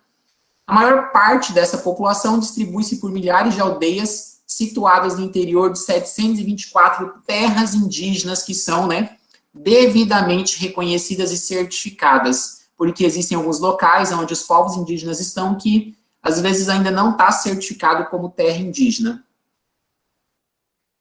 O mapa de distribuição, né, esse mapa mostra as situações da distribuição, especificamente pegando aqui o estado de Rondônia. A gente tem, né, um número de população indígena bem expressivo, a gente está aproximadamente aí 12 mil indígenas no estado de Rondônia, mas o Mato Grosso do Sul, por exemplo, apresenta uma densidade populacional superior, Mato Grosso e assim outros estados, né, apresentam essas situações de terras indígenas e a população. Aqui é mostrando mais especificamente o que está de verdinho para vocês, a quantidade das terras indígenas. Então, não sei se alguém já trabalhou com pesquisa, né, em relação aos povos indígenas.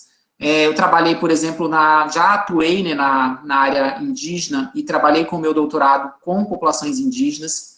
Então, é um processo lento que precisa de um trâmite burocrático. Então, infelizmente, não tem como ser no momento que eu quero. Então, a gente precisa realizar todas essas solicitações. Primeira situação que nós precisamos observar sempre que for trabalhar com pesquisa com povos indígenas. Existe uma instrução normativa da FUNAI, que eu preciso me embasar nessa instrução normativa para depois prosseguir sobre a questão da avaliação ética. Para iniciar todo esse processo, eu preciso de carta do pesquisador com a solicitação de autorização de ingresso em terra indígena, a carta de apresentação do pesquisador por parte de seu orientador de pesquisa. Então, por exemplo, se for um aluno de graduação do seu orientador, um aluno de mestrado e assim sucessivamente. Qual é a comprovação do vínculo formal do pesquisador com a instituição? Então, uma declaração de matrícula do aluno e uma declaração de vínculo com a instituição, a cópia do projeto de pesquisa, a cópia do currículo do pesquisador, a cópia dos documentos pessoais de identificação e, se tem equipe técnica, a cópia do documento e os exames também, né, a parte de atestado médico de toda a sua equipe. Atestado médico de cada ingressante que não possui moléstia infecto-contagiosa. Então, não é simplesmente eu estar dentro da terra indígena. Antes disso, eu preciso realizar todo esse processo. Se a sua pesquisa vai durar 4 anos, a cada 12 meses, você precisa repetir e encaminhar para a FUNAI toda essa parte aqui, ó, do atestado médico, né, de cada ingressante, de que não possui nenhum tipo de moléstia. Cópia da carteira de vacina dos ingressantes, com anotação contra febre amarela.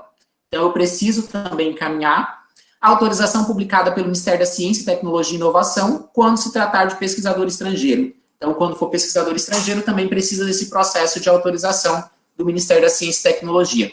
Isso, eu preciso formular um processo administrativo antes do início dos aspectos éticos, tá? Então, lembrar sempre da instrução normativa. Especificamente, a resolução número 304, hoje, existe a 510, a 466, todas que vieram posterior, que também tem relação uma com a outra. Então, sempre precisa avaliar as outras resoluções. Item extremamente importante, todo projeto de pesquisa que envolve populações indígenas, ele vai ser avaliado pelo CEP e pela CONEP. Então, é obrigatório designar para o eixo temático de povos indígenas da CONEP. Então, se demorou 3 meses no CEP por pendência documental, depois de aprovado pelo CEP, ele ainda vai para a avaliação da CONEP, que também pode ficar mais 3, 4, 5 meses. Então, um processo de pesquisa em terra indígena, não adianta colocar no cronograma que o professor Mário falou agora há pouco, de acordo com a norma operacional, que você vai iniciar a coleta de dados no próximo mês, porque não consegue iniciar a coleta de dados no próximo mês. Então, todo projeto com povos indígenas precisa de um planejamento prévio, assim como as demais. Afirmar o respeito aos direitos dos povos indígenas, então essa resolução foi criada justamente para isso também, refere-se ao desenvolvimento teórico e prático da pesquisa, conhecer os aspectos relacionados aos territórios, né, especificamente cultura e recursos naturais. Eu preciso conhecer esses aspectos para desenvolver pesquisa com povos indígenas, não é simplesmente uma situação exploratória que eu vou lá e coleto informações e pronto. Reconhece ainda o direito da participação dos índios nas decisões que os afetem. Então, eu preciso ter sempre a ligação dos povos indígenas, um processo de discussão. Tudo bem, né? Aqui a gente tem, então, várias situações que fundamentam essa resolução. Então, dentro desses fundamentos, nos principais documentos internacionais sobre direitos humanos da ONU, foi feito esse processo de discussão, na Convenção 169 sobre os povos indígenas, na Resolução sobre a Ação da OIT, Organização Internacional do Trabalho, de 1989, na Constituição da República Federativa, onde trata sobre a questão dos índios, e toda a legislação nacional que refere-se à questão de direitos dos povos indígenas, em especial quando a gente trabalha sobre a situação de pesquisa. As pesquisas envolvendo comunidades ou indivíduos indígenas devem corresponder e atender às exigências éticas e científicas indicadas. Quando a gente trabalha com população indígena, além da questão da avaliação ética, também é solicitado pela FUNAI uma avaliação de mérito científico, mas isso não compete ao CEP nem à CONEP. Porém, obviamente que se o seu projeto não apresentar condições de mérito científico que vai ser avaliado pelo CNPq, ele não vai ser autorizado pela FUNAI. Não sendo autorizado pela FUNAI, você não pode iniciar a sua pesquisa porque a CONEP também não irá autorizar a sua pesquisa. Alguns termos bem importantes de conceituações que trazem, né, que aparecem na resolução e que são importantes diferenciar. Primeiro contexto, povos indígenas. E aí, o que são os povos indígenas, né? O que é índio, povos indígenas, comunidades indígenas? São povos com organizações e identidades próprias. Eles apresentam as suas identidades próprias. O que é essa sua identidade própria? A língua, a cultura, tudo isso refere-se a um processo dessas identidades. Em virtude da consequência, né, ou da consciência de sua comunidade histórica, continuidade histórica, como sociedades pré-colombianas. Então, os povos indígenas, né, desde um processo da antiguidade, ele já vem sendo acompanhado. Então, acompanhado por quê? Pelo aspecto relacionado aos distritos sanitários em relação à saúde, algumas situações para pesquisa, a inserção da religião, as questões educacionais, tudo aquilo que foram levados para a parte interna dessas comunidades, atingindo os povos indígenas. O índio, o item 2, que ele traz como conceituação, quem se considera pertencente a uma comunidade indígena, e é por ela reconhecido como membro. Exemplo, quando, né, um indivíduo se considera indígena, independente, por exemplo, que a mãe dele é uma mulher não indígena e o pai sim, mas ele auto se declara como indígena e ele é reconhecido, ele não mora dentro da comunidade, mas ele é reconhecido pela comunidade como um índio, as lideranças dessas comunidades vão certificar junto à FUNAI que ele foi reconhecido pela comunidade como um membro, como um indígena. Índios isolados, terceiro item, indivíduos ou grupos que evitam ou não estão em contato com a sociedade envolvente. Então, imagina que eu queira trabalhar, por exemplo, com índios isolados na minha pesquisa. Dentro da resolução, tem um item que especifica que aconselha-se a não trabalhar com índios isolados. porque nós vamos estar, né, afetando diretamente em vários aspectos. Aspectos podem ser relacionados a situações, né, das suas culturas, porque a gente está levando outras informações, eles querem, nesse momento, ficarem isolados. Então, isso precisa ser respeitado. Trabalhar com povos tradicionais, especificamente, a gente precisa sempre respeitar os princípios das suas culturas. Não que os outros não precisem, mas os povos tradicionais apresentam culturas próprias. Dentro dos aspectos éticos da pesquisa envolvendo povos indígenas, vem apresentando sobre a questão, né, dos povos indígenas, devem obedecer também as referências da bioética. Então, tudo aquilo que está relacionado às situações de bioética, peculiaridade de cada povo ou comunidade. Então, eu não posso comparar a comunidade do município de Paraná com a comunidade, por exemplo, indígena do estado do Amazonas, do município, não sei, de Rio Branco, no Acre. Eu tenho que conhecer as situações e quais são as peculiaridades de cada comunidade. Cada comunidade apresenta uma situação diferente, então a gente precisa avaliar os benefícios e vantagens resultantes do desenvolvimento da pesquisa. Eu preciso apresentar para essa comunidade, quando eu vou solicitar qualquer situação de apreciação ética, isso tem que aparecer no meu projeto. Quais são os benefícios e vantagens que essa comunidade vai ter em relação ao desenvolvimento dessa pesquisa?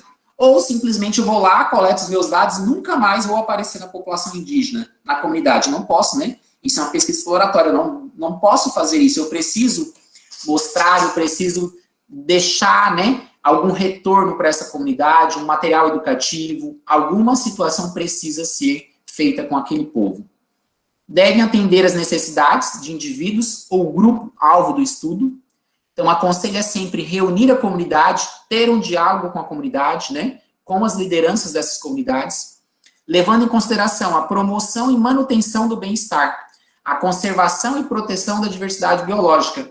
Não é, por exemplo, que eu tenho autorização para ingresso à terra indígena e autorização para o desenvolvimento de pesquisa com a terra indígena, que eu vou encontrar uma espécie vegetal lá, por exemplo, na terra indígena.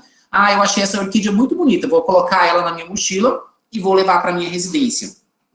Isso não pode acontecer. Eu preciso sempre ter a parte também da proteção da diversidade biológica, porque eu não fiz solicitação no meu protocolo para nenhum órgão, né, fiscalizador relacionado a situações da diversidade biológica que eu iria fazer coleta de orquídea.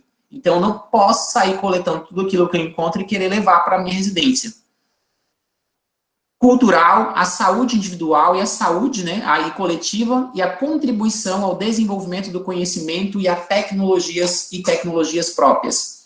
Hoje a gente tem muitas comunidades indígenas apresentam situações da inserção de novas tecnologias com a presença, né, de internet dentro das comunidades, facilita o processo de comunicação dessas comunidades, e isso é extremamente importante. Outro item extremamente importante, qualquer pesquisa envolvendo a pessoa do índio ou a sua comunidade deve respeitar qual é a visão de mundo, qual é a visão deles, né, com o mundo, os costumes, atitudes, estéticas. Então, por exemplo, quais são os costumes desses povos? Período de caça, período de pesca. Se eu quero realizar minha pesquisa, por exemplo, eu tenho que me encontrar nesse local. Eu tenho que atender aquilo que eles estão fazendo. Por exemplo, se é o período de pesca, não adianta eu ir para a comunidade indígena para aplicar o meu formulário, o questionário ou entrevistar as pessoas, porque não vai funcionar. Esse é o momento que eles se reservam para essa atividade. Então, você vai chegar, às vezes, numa comunidade indígena, igual já aconteceu muitas vezes. Eu ia até a comunidade indígena, combinava com eles que eu ia no dia tal, cheguei lá e ele foi para a roça. O que eu tenho que fazer? Eu não posso ir na roça, onde ele está produzindo, plantando, cultivando, e dizer que ele tem que me atender. Eu vou retornar e vou combinar um outro dia. Então, tudo isso também pode interferir no cronograma.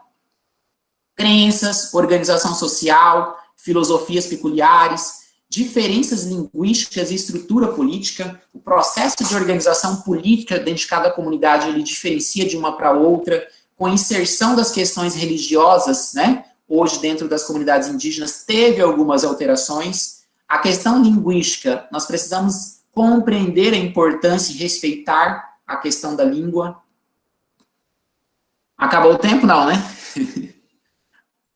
Não admitir exploração física ou mental, psicológica, intelectual e social dos indígenas. Se você perceber isso durante o desenvolvimento da sua pesquisa, você precisa acionar a FUNAI nesse momento, que é o órgão responsável pelos povos indígenas. 5 minutinhos, professor. Ok. Ter a concordância da comunidade-alvo da pesquisa, outro item extremamente importante. Se você vai realizar uma pesquisa com povos indígenas, você precisa submeter na plataforma Brasil a carta de anuência, ou o termo de anuência, que esse termo ele tem que ser assinado pelas lideranças daquela comunidade ou por todos os membros. Geralmente, são assinados por lideranças. Então, o cacique da aldeia, né? Quem são os representantes dentro daquela comunidade, eles vão te dar uma concordância, sim ou não.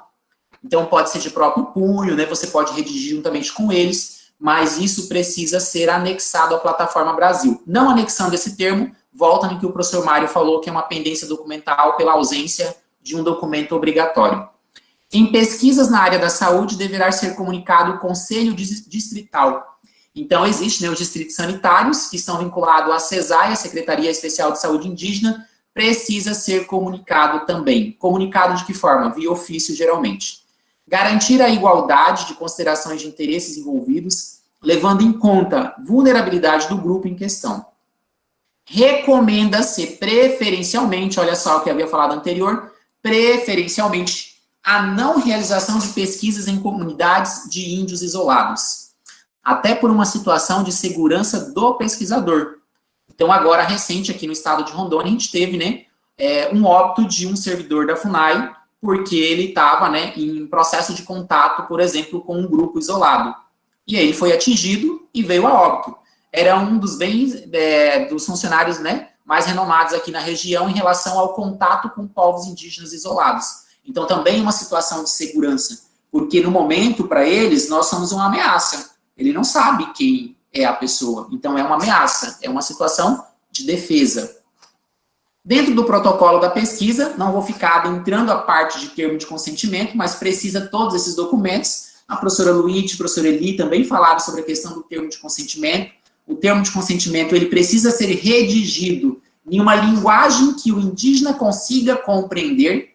Então, de que forma que esse termo de consentimento vai ser apresentado?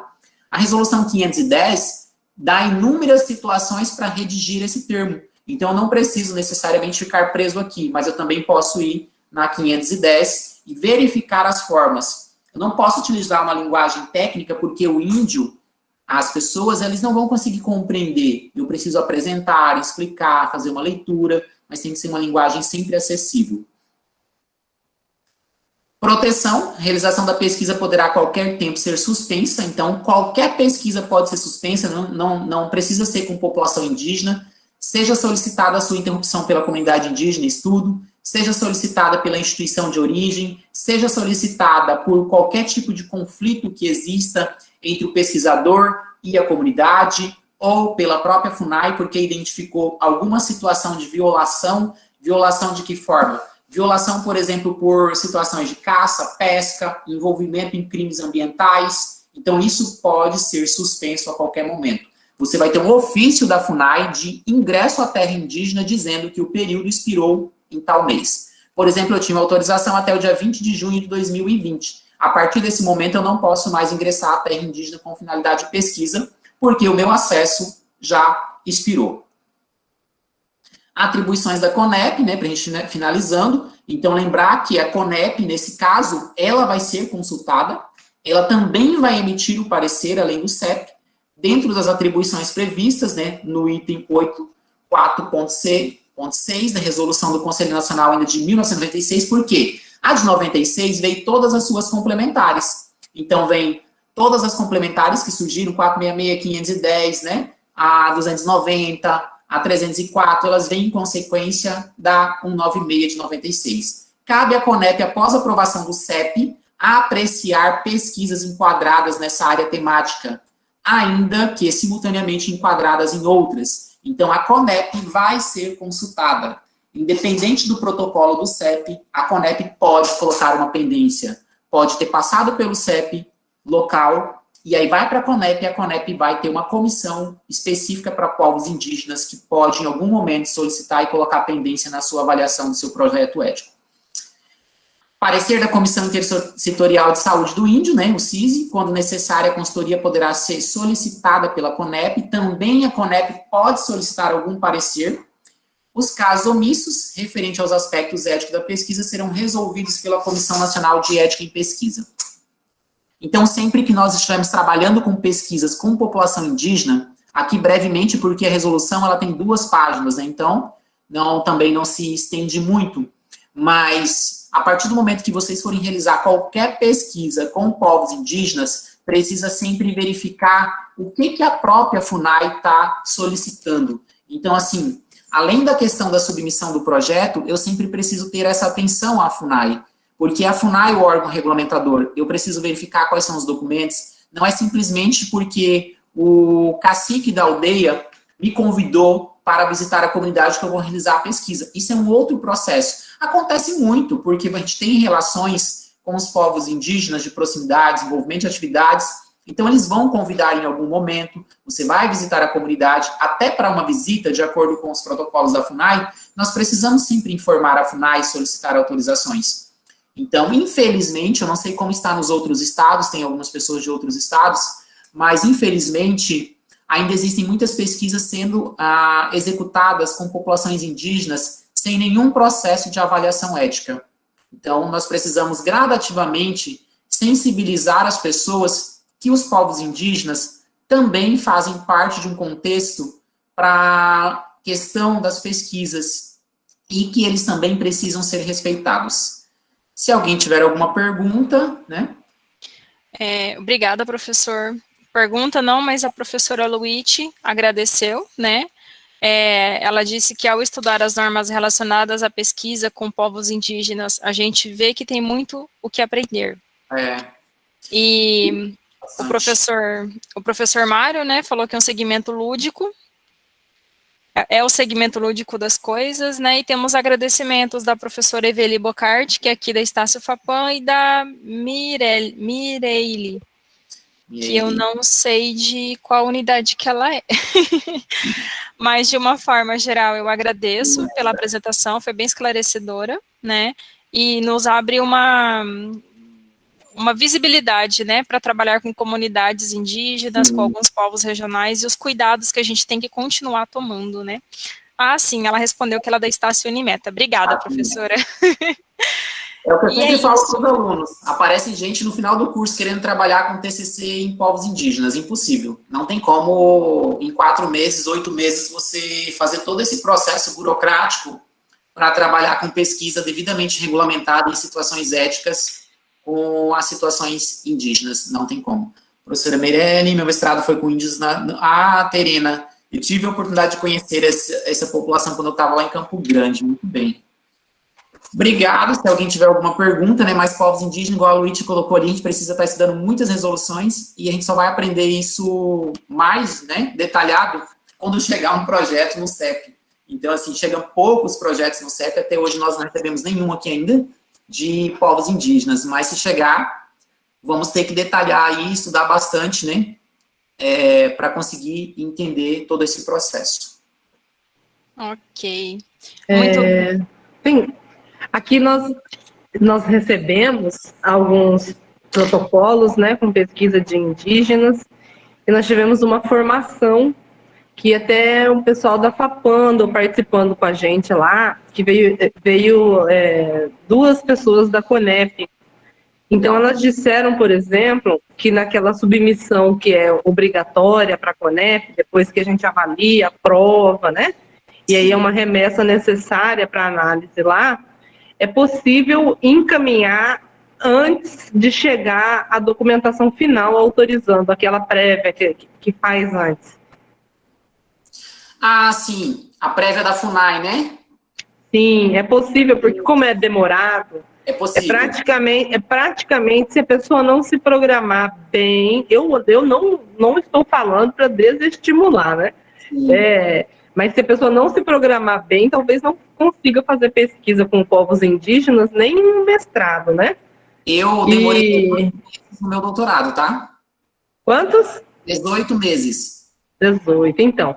Então, hoje, elas disseram o seguinte, é possível subir a remessa necessária para avaliação da CONEP, aguardando, dizendo, né, demonstrando que está tudo documentado e está aguardando essa sinalização da FUNAI.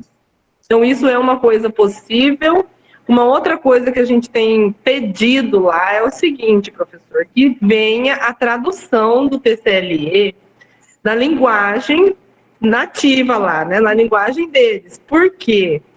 Porque mesmo, eles são alfabetizados, estão aqui, mas a compreensão exata dos termos, né, do que a que ele está sendo submetido, essa daí é melhor que seja na língua.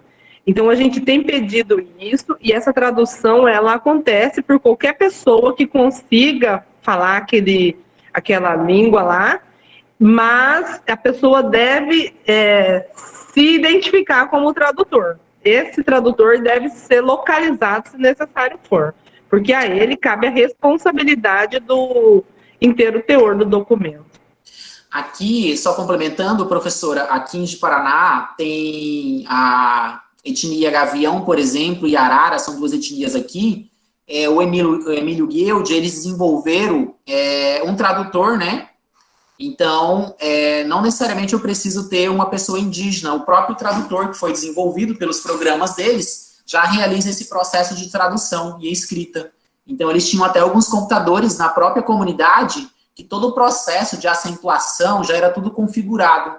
Então, já tinha todo esse padrão para a configuração. Mas é extremamente importante ter o TECL, né, o TCLE, de forma com a língua indígena, porque isso facilita muito a compreensão e é o processo de valorização, a valorização cultural. Convidar, por exemplo, um professor da comunidade indígena para transcrever. Eles fazem isso, né, tranquilamente, eles gostam de participar, eles se sentem valorizados porque eles estão inseridos dentro da pesquisa.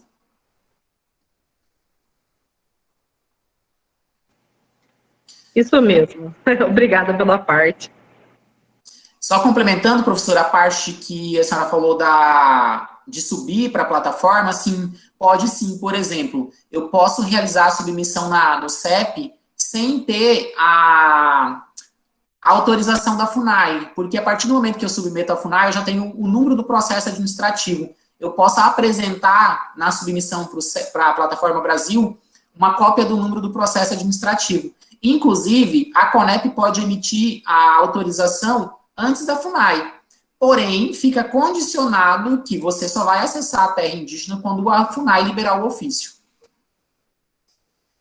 Mas é isso. Isso. Muitas línguas estão se perdendo. Bastante, né? Podemos, então, encerrar, professor? Sim, acredito que foram, né, respondidos e a contribuição dos professores foi extremamente importante. Sim, sem dúvida.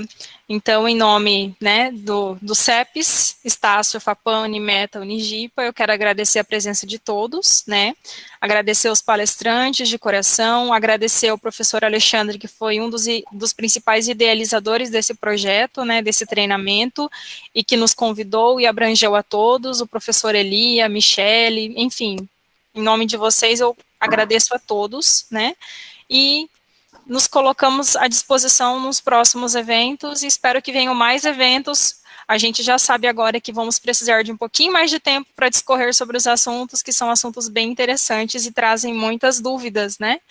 E é isso, eu encerro por aqui, eu passo a palavra para a Michele, se ela quiser acrescentar alguma coisa que eu tenha esquecido, e mais uma vez, muito obrigada. Não, foi ótimo, Aline, só agradecer mesmo, obrigada a todos os participantes, e uma boa tarde. Professores, antes de finalizarmos aqui, eu gostaria de deixar, assim, para os próximos eventos, poderia pensar em fazer algo pontual, fosse menor e menos tempo, tipo, hoje nós vamos discorrer sobre o projeto, aí no próximo evento vamos discorrer sobre o TCLE, né, sobre as questões indígenas que o professor Alexandre apresentou agora. Então, quer dizer, aí eu acho que a gente poderia, né, criar mais situações e detalhar um pouco mais. Então, aí seria legal. Mas foi ótimo, né, a presença de todos aí. Em nome aqui também de toda a organização aqui, agradecemos aí a todos aí. Muito obrigado aí. É muito bom, professor Eli. Acho que isso é bem valioso da gente fazer blocos, né? Então, se a gente vai trabalhar só norma operacional, fazer um bloco aí, 2, 3 horas só com a norma operacional de submissão, essas pendências, acho extremamente importante mesmo. Vale para as nossas próximas capacitações, né? Sim. Fica aí a sugestão. Obrigado, professor.